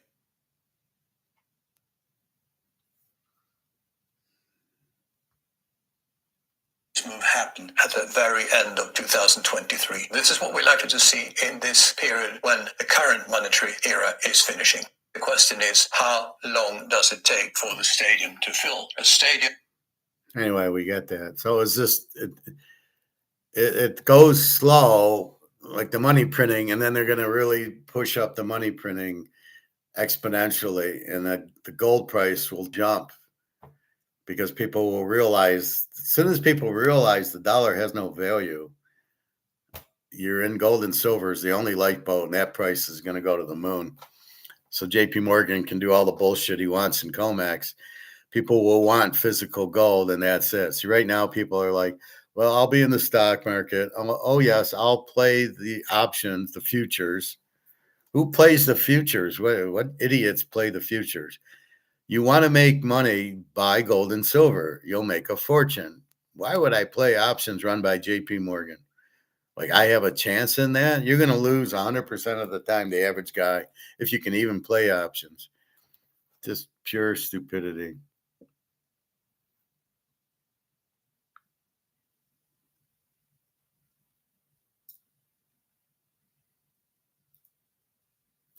All right, here's Alligator. Doesn't really, we'll listen, but he's off. So he misses the points. Do not buy physical gold. I have 23,000 ounces of silver and 200. No one in China was allowed to own gold until it was legalized in 2002. And that was the point where the Shanghai Gold Exchange opened, which facilitated the delivery of gold to the public. So we had this period between 1983 and 2000 when China state acquired gold. And so where did it come from? Well, we had a massive bear market between those dates. And not only that, but it was quite clear that quite a lot of central bank gold held in the West had actually gone out on lease, never to be returned. This was estimated by fr4ee to be somewhere between 10 and 14,000 tons. In other words, between a third and a half of all central bank gold was out on lease, sold into the market, and not coming back. Now, fr4ee reckoned that it was probably adorning the necks of Asian women. I think it's another story. I think the People's Bank of China was in there quietly picking it up. I estimate, now I have no firm figures on this at all, and I have to say that the thing about the gold market, as we all should know, is that nobody wants to say that they actually own any gold. They want to keep it secret. I'm not talking about individuals, I'm also talking about governments. And this is the whole thing. The US government is a prime example. I mean, we keep on wondering how much gold they've actually got, and what do they say? Nothing. So when it comes to China, I reckon that they'd accumulated roughly 20,000 tons between 1983 and that year, 2002. Now, since then, of course, the Chinese government has continued to accumulate gold. Not only that, but mine output is the thick end of 10,000 tons. I mean, China invested hugely in its own gold mine production and rapidly became the largest producer nation by far, eclipsing South Africa, which was declining quite rapidly as it happened back in the 1990s and into the early noughties. And the other thing, of course, is that state-owned refiners were bringing in doré from abroad. I mean, particularly, obviously, Mongolia, paying them for the doré. And where did the gold go? Didn't leave China. I mean, as far as the relationship between gold and China is that China is Hotel California. It comes in, that's no problem at all, but it can't get out. So that has been the policy. Why is it this policy? It's this policy because the Chinese understand the importance of gold. Now, since the SGEO, over 27,000 tons of gold has been delivered into private hands. Now, some of that would have returned into the Baltic system as scrap. But I don't care, because that just gets redistributed elsewhere. It's not going out of China. And on top of that, of course, you've got the banks. The banks run gold accumulation plans for their depositors. And this gold is not delivered out of the Shanghai Gold Exchange. It is stored within the Shanghai Gold Exchange. So we don't know how much gold there is there, but I should think it's quite a lot. I pencil in a figure about 10,000 tons. Now, I think that might underestimate the situation for the very simple reason that household savings rate is in the order of, it's over 30%. And that's the equivalent of $5 trillion a year. Now, it used to go into off-plan apartment buildings and stuff. That's gone. Let's forget that. Stock market, maybe a little bit, but I think that's got very, very limited appeal. I mean, really, and then the other thing you've seen, I mean, mostly it's been accumulating as as deposits on the bank's bank accounts, but deposit accounts. But for the last year or two, the People's Bank has been reducing its main interest rates, and the bank's with it. And so, what does the housewife do? Well, the answer is that she opens a gold accumulation plan, which she can do for as little as 500 yuan, which is less than $100. This is actually very important. If you take this all together, we are, in my estimation, looking at a figure like 75,000 tons out of a total of a bit less than 200,000 tons of above ground gold stocks. China's cornered the gold market. That's what it boils down to. Because it's not just China. You've got India, which has got massive amounts of bullion held in the form of jewelry. I mean, most of the Chinese public gold is actually jewelry as well. You've also got Russia. Now, I understand on pretty good authority that Russia's got 2 sovereign wealth funds, which have a total of about 10,000 tons of gold between them. And then you've got the Russian Central Bank, which has got a further, 2.3 thousand tons, whatever. You've also got the whole of the Shanghai Cooperation Organization and BRICS, all their central banks. Presumably they've got sovereign wealth funds as well. Now, all this is meaning that the liquidity we have here is minimal. Now, let's look at the demand side. So far, this hasn't mattered because nobody wants to buy gold. I mean, any investment manager isn't going to earn fees by putting his punters into gold. he would rather put them into something which is going to pay him a bit more. And not only that, but the regulators are on his side. The regulators turn around and say, physical metals are not regulated investments. Well, of course, this was why they said they set up ETFs, to get that around this regulatory hurdle. But the ETFs are beginning to grow. People are beginning to buy into them slowly. But the other thing, which I think is very important on the demand side, is that we now see analysts at the major US banks turning around and saying, we believe gold's going at 4,000, whatever their reasons, I don't care. I mean, they don't know what they're talking about. I reckon that's my default assumption anyway.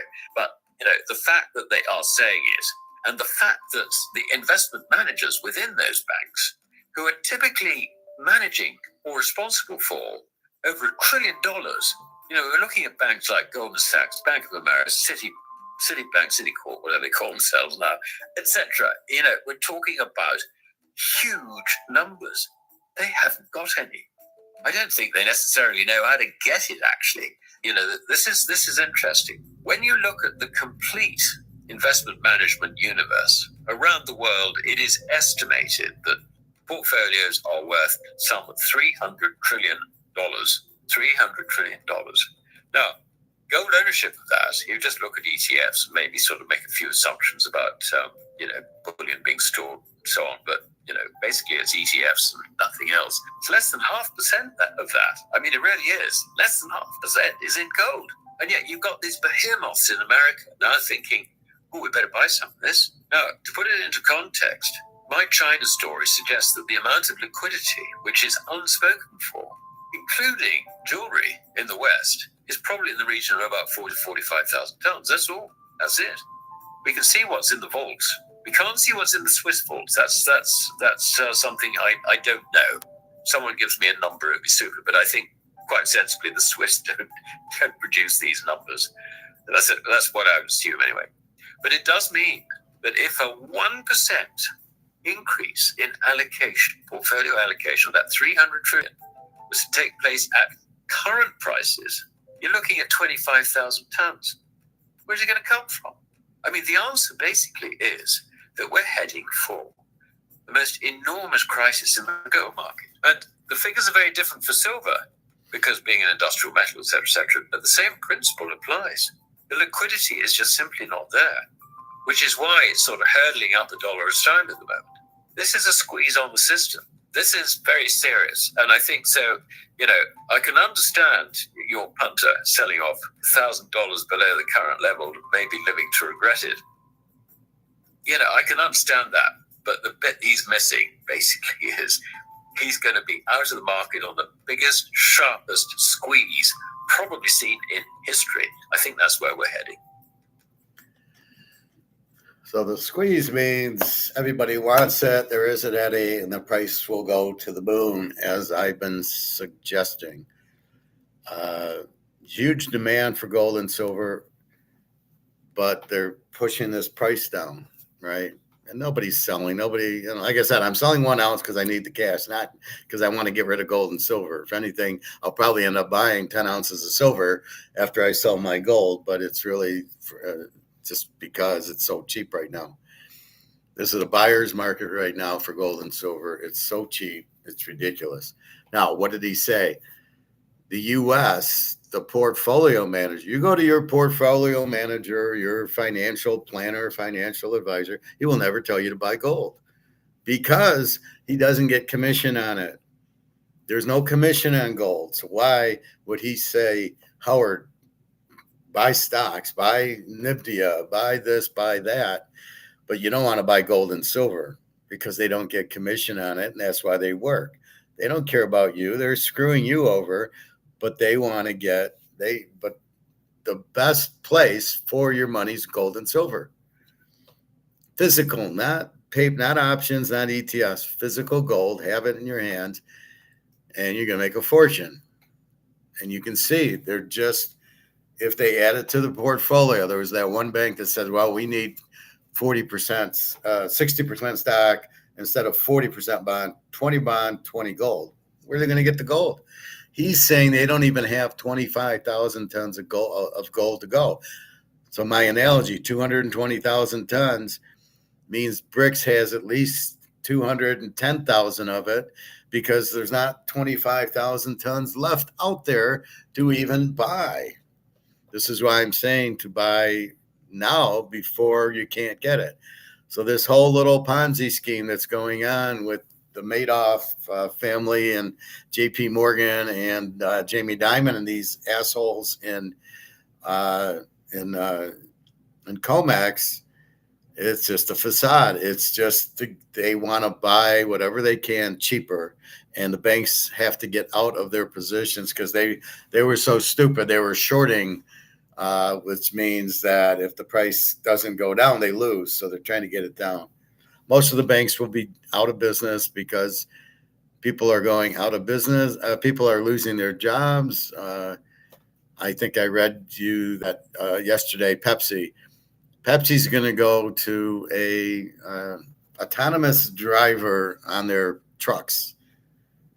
Now, somebody needs to explain, how the fuck do you fill up the big Pepsi trucks that are carrying all the Pepsi, and they go to the grocery stores and they take out, here's 10 cases, and they go to the next store.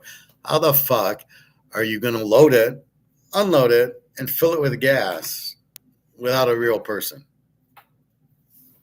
So you're going to lay off a bunch of Pepsi drivers, and whoever loads it into the trucks, you're going to lay them off. It ain't going to work. And then I'm saying, well, people go, oh, it'll be an easy market. We can just go into the truck and steal it because there's nobody there. It's autonomous.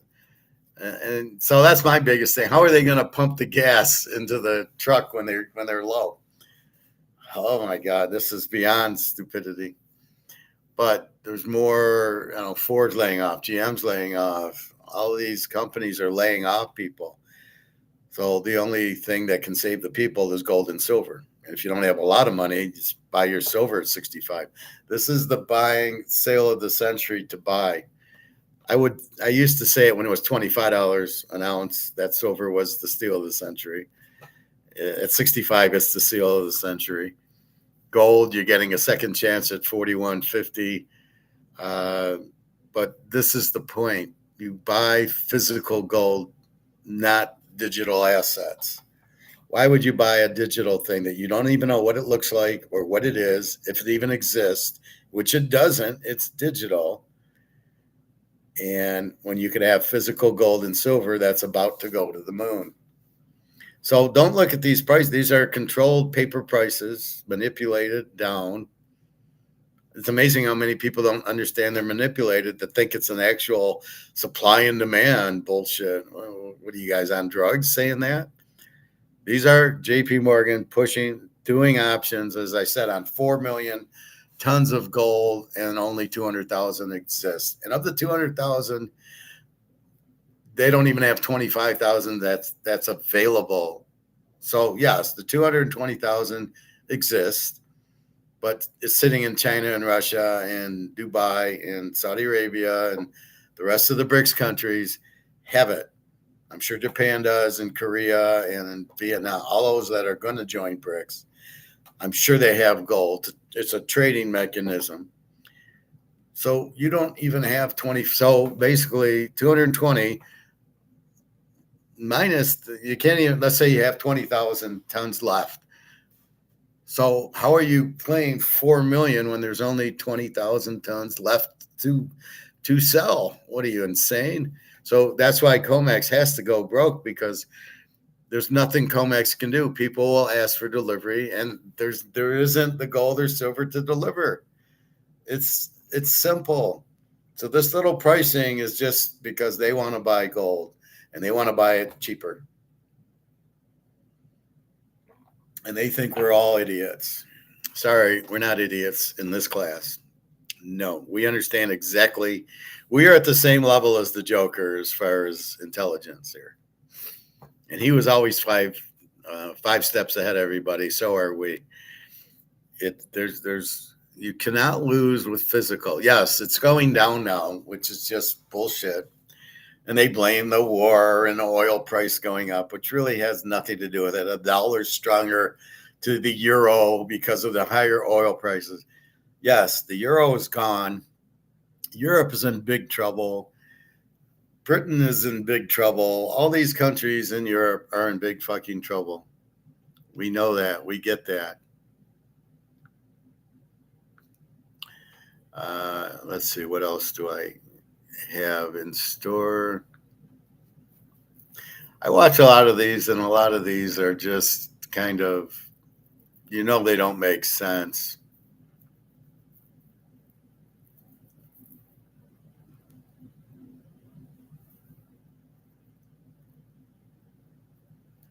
I mean, here's this guy. I won't waste your time with it. Why China is paying more for silver than comex? I mean, to ask that question shows how stupid this guy is. Here's our friend, the cowboy, who listens to me, doesn't get me. Silver to 2 times in price, $25,000 cold incoming. Who the hell knows? We know that. He doesn't know what he's talking about, but in this case, he's correct.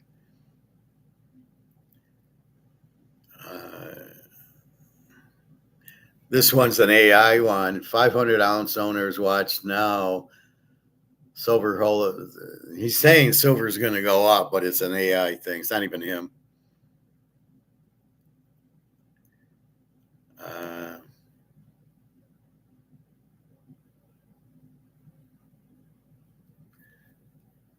No, I don't want to. This one's kind of interesting. I didn't watch it yet. Utah, has anybody heard this? Utah is splitting open. Why is no one talking about it? So there's this big divide in Utah. We know there's the Andreas Fault in California, San Francisco, that is due to break. I didn't know about this Utah one.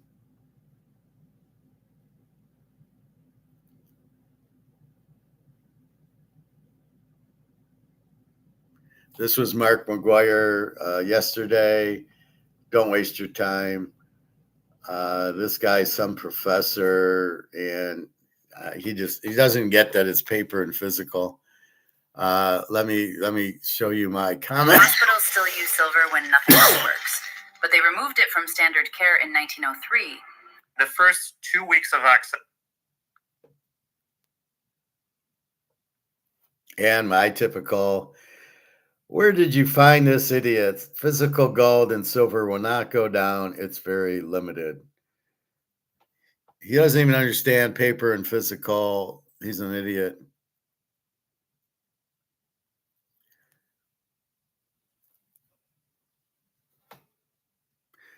So here's a guy who obviously watches our class. For those of you who are on the fence about buying metal, let me ask you this question. Do you believe that the dollars that are in your wallet right now will be worth more or less in a year? It won't be worth more, or, will they be worth less tomorrow? You don't have to wait.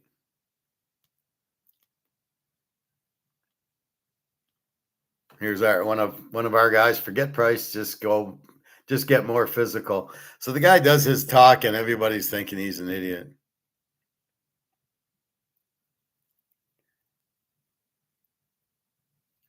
Here's one that, what is the price of silver? Depends where you go or what website you look at or what country you happen to inhabit. I don't know that a true price. I don't know that it could ever be confirmed.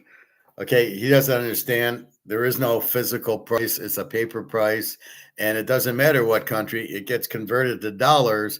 So whatever it is in Russia, if silver's $70, it's whatever it is in rubles converts back to $70. So another idiot on the comment side. He doesn't get it. It's always that. Here's one of our Russian friends. This is Russian. The Shanghai Metal Exchange doesn't ship silver outside of China. Very good. China sources silver directly from miners where the price can reach $100 per ounce. So that's more the physical. That's what we're looking for, this physical price of 100. But even that, the miners should be setting the price at $1,000. They're idiots for not.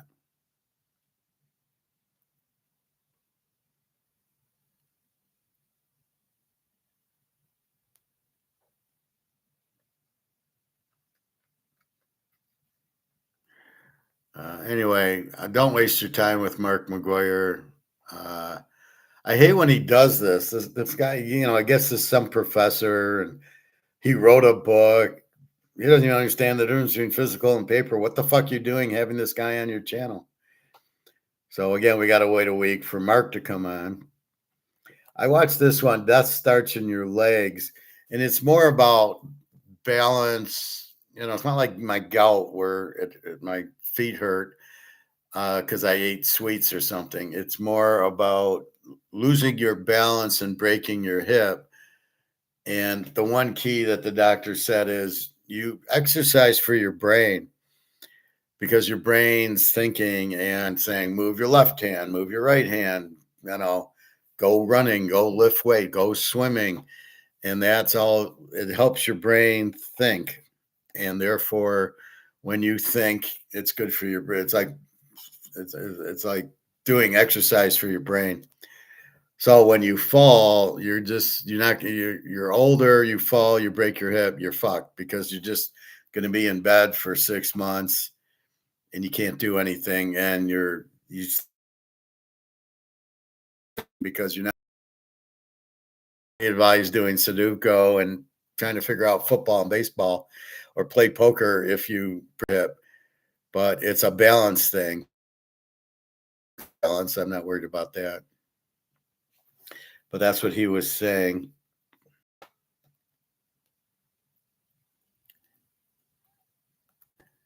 There's one thing on the Bronny scam. He shouldn't be in the league because he sucks, but he's only in it because he's LeBron's son. Well, obviously.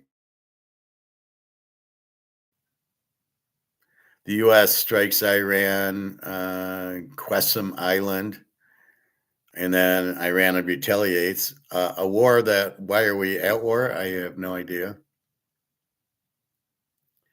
Mark Farber here, prepare to lose a ton of money. Yes, but what he's talking about is this and this, not gold and silver, but that. He's okay, Mark Farber. He's not great. He doesn't get everything. But I'm curious to see what he says.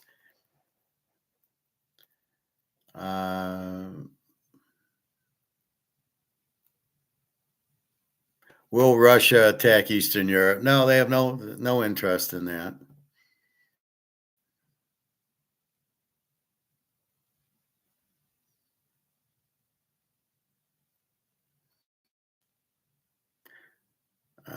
Anyway, that's about it. I don't like hearing this Douglas McGregor. He's open. He talks about the war. He does not know about economics or finance. And I hate when he says, well, I listen to Ray Dalio and some other idiot. And I'm like, why are you listening to these guys? I think it was the other guy was that guy I showed last week who was an idiot. Luke Groman. Oh, listen to Ray Dalio and Luke Groman. And I'm like, two Keynesian idiots who don't know what's going on. Why would you listen to them? So I write these comments in. You don't know, is it physical or paper? And then all of a sudden he says, oh, yeah, wait, physical or paper? I love the people that don't get it.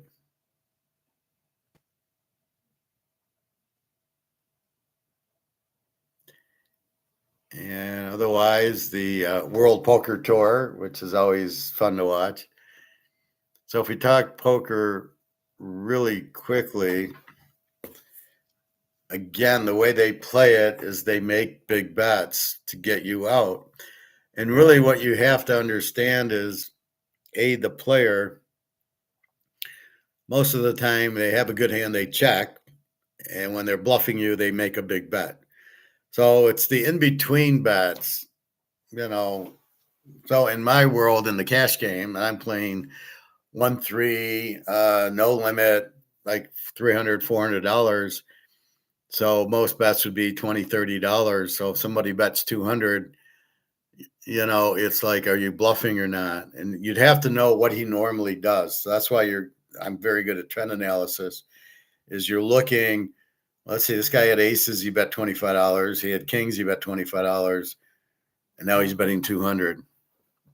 And sometimes it's the defensive play. It's I got aces and there's 2 hearts on the board, or 7-8, and I'm looking to stop the straight or the flush. Now it's a defensive bet. So you got to look at the board also. So there's many variables. Again, it's the bluff. It's the big bet makes you think, do I want to call? Jesus, a lot of money. And that's the wrong thought. The thought is, does it make sense? Don't you want me to call you? You want to make money. You want me to call you. So why would I do that if you want me to call you?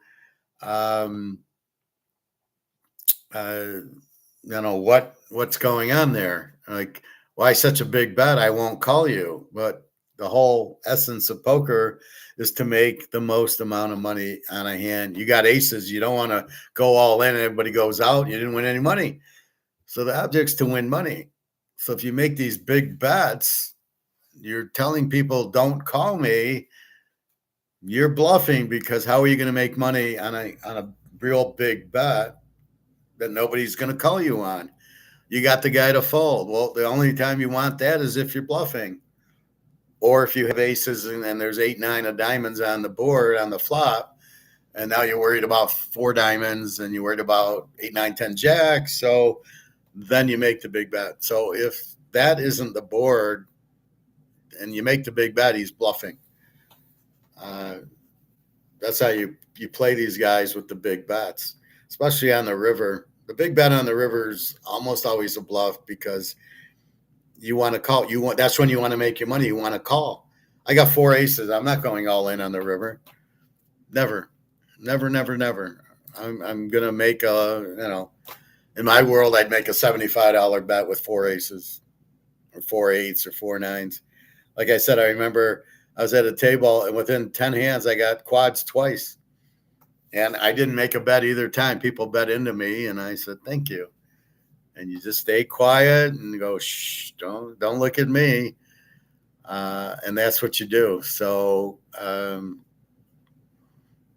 my favorite was I did this. I had a full house, and I got my chips in front of me, and I knock them over on purpose. And so they're lying flat. Let's see. Yeah. So I knock them over on purpose. So they're, like this. And then I knock them. And the guy calls me, and I turn over the full house going, aha, you must have thought I was bluffing.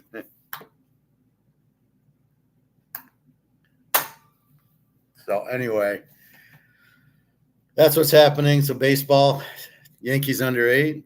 And those games are just about to start. And basketball tonight, I'm taking San Antonio. So the Knicks will probably win. Basketball is very confusing.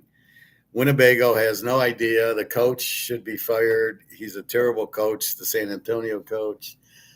I never liked Mike Brown, but I like him now because he's actually running plays, and they're getting in the lane and making shots. They're not standing at the 3-point perimeter like Boston and just shooting 3-pointers. Anyway, Daria is able to talk to me a little bit more. She actually heard from her Sunday. Monday was rent day, so of course I'm hearing. And then I just heard from her this morning because I didn't text her because I fell back asleep. My foot's been bothering me, my gout, and it's clearly got to be due to sweets because I'm not eating meat and I don't drink beer.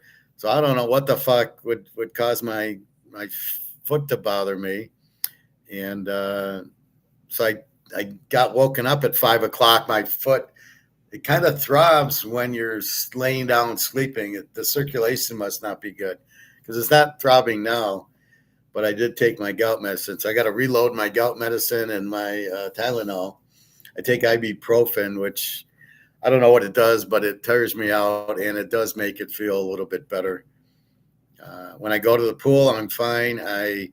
I'm able to run in the pool because I'm not heavy, and I can kind of walk, and I'm okay, and I do some swimming. I go in the hot tub, and I kind of rub it out like this, and so it feels pretty good after that. So I would fast, but I already had an avocado today, but I probably won't eat much more. I think I'm going to have some veggies, and that's it. So that wraps it up. Let's see what our gold's doing now. And really, I'm just checking for me.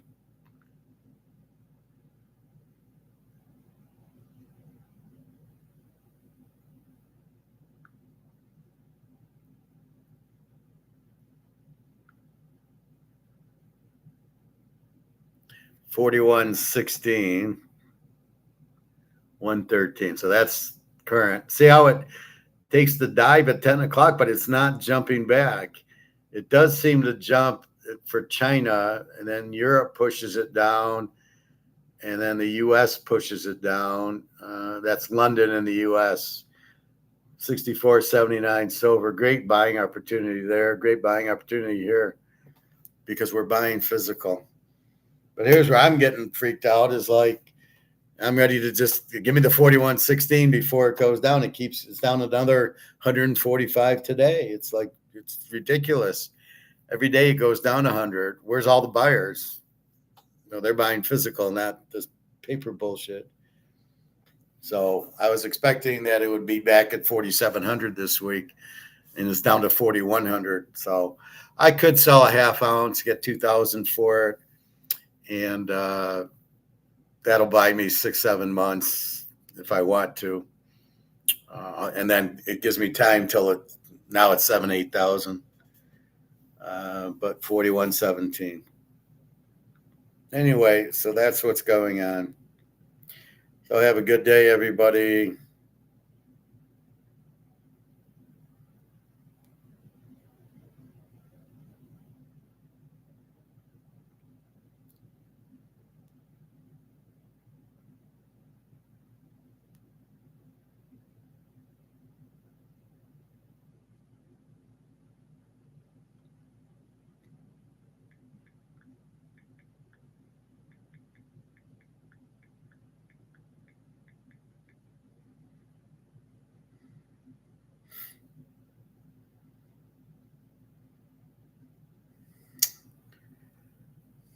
So anyway, that's what's going on today. So just know physical gold's much, much higher than this. Don't panic. And there's really nowhere to go. What are you going to sell it for dollars? Now, because I need a little bit of dollars to bridge me from Social Security and that to pay off my bills. But otherwise, I'm not selling my gold and silver. I'm not profit taking. I don't want to be in dollars. So selling an ounce gets me into dollars enough for bills, and that's it. Very little. But no, you want to be in gold and silver, in physical, in coins or bars. Jewelry, be careful of because you lose value. You overpay for jewelry. It might cost you $5,000, $6,000, and gold's only at 4,100, and it's not even an ounce. You're pretty much getting 18 karat, maybe 14 carats. The carats are also be careful with. Anyway, I think that's about it. Any other comments, questions? Keep buying your gold and silver. We are looking at the physical world, not the paper world. And if there isn't even 25,000 left, that means of the 220,000 tons of gold, there's only maybe 15,000 tons, 10,000 tons left. So how the fuck is the price going down? The demand's huge for gold. So again, it's a Ponzi scheme. You're looking at Jamie Dimon and the Ponzi scheme, just like Madoff. So be very careful. But you're fine. Just hold it. You'll be fine. Your alternative is to get back into monopoly money, which is worthless. So you really don't have an alternative. Bitcoin's not an alternative, and any of the digital money is not an alternative. It's just death. You'll be broke, and they'll say, "Oh, anybody holding it, you don't have a value." And then they cut it off, and now you're really fucked. And you're going to trust Trump with stablecoin. Good luck with that one. See, gold, you don't have to trust anybody. Gold's physical, and you go to the gold store, and you cash it in, like I'm going to do. You just cash it in. That's it. You don't have to worry about the government and all this other bullshit, and Trump saying, "Oh, this and that."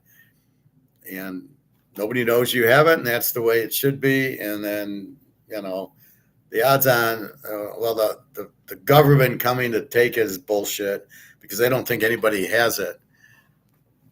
So they think everybody's in Bitcoin and stocks, so they're never going to go hunt for gold.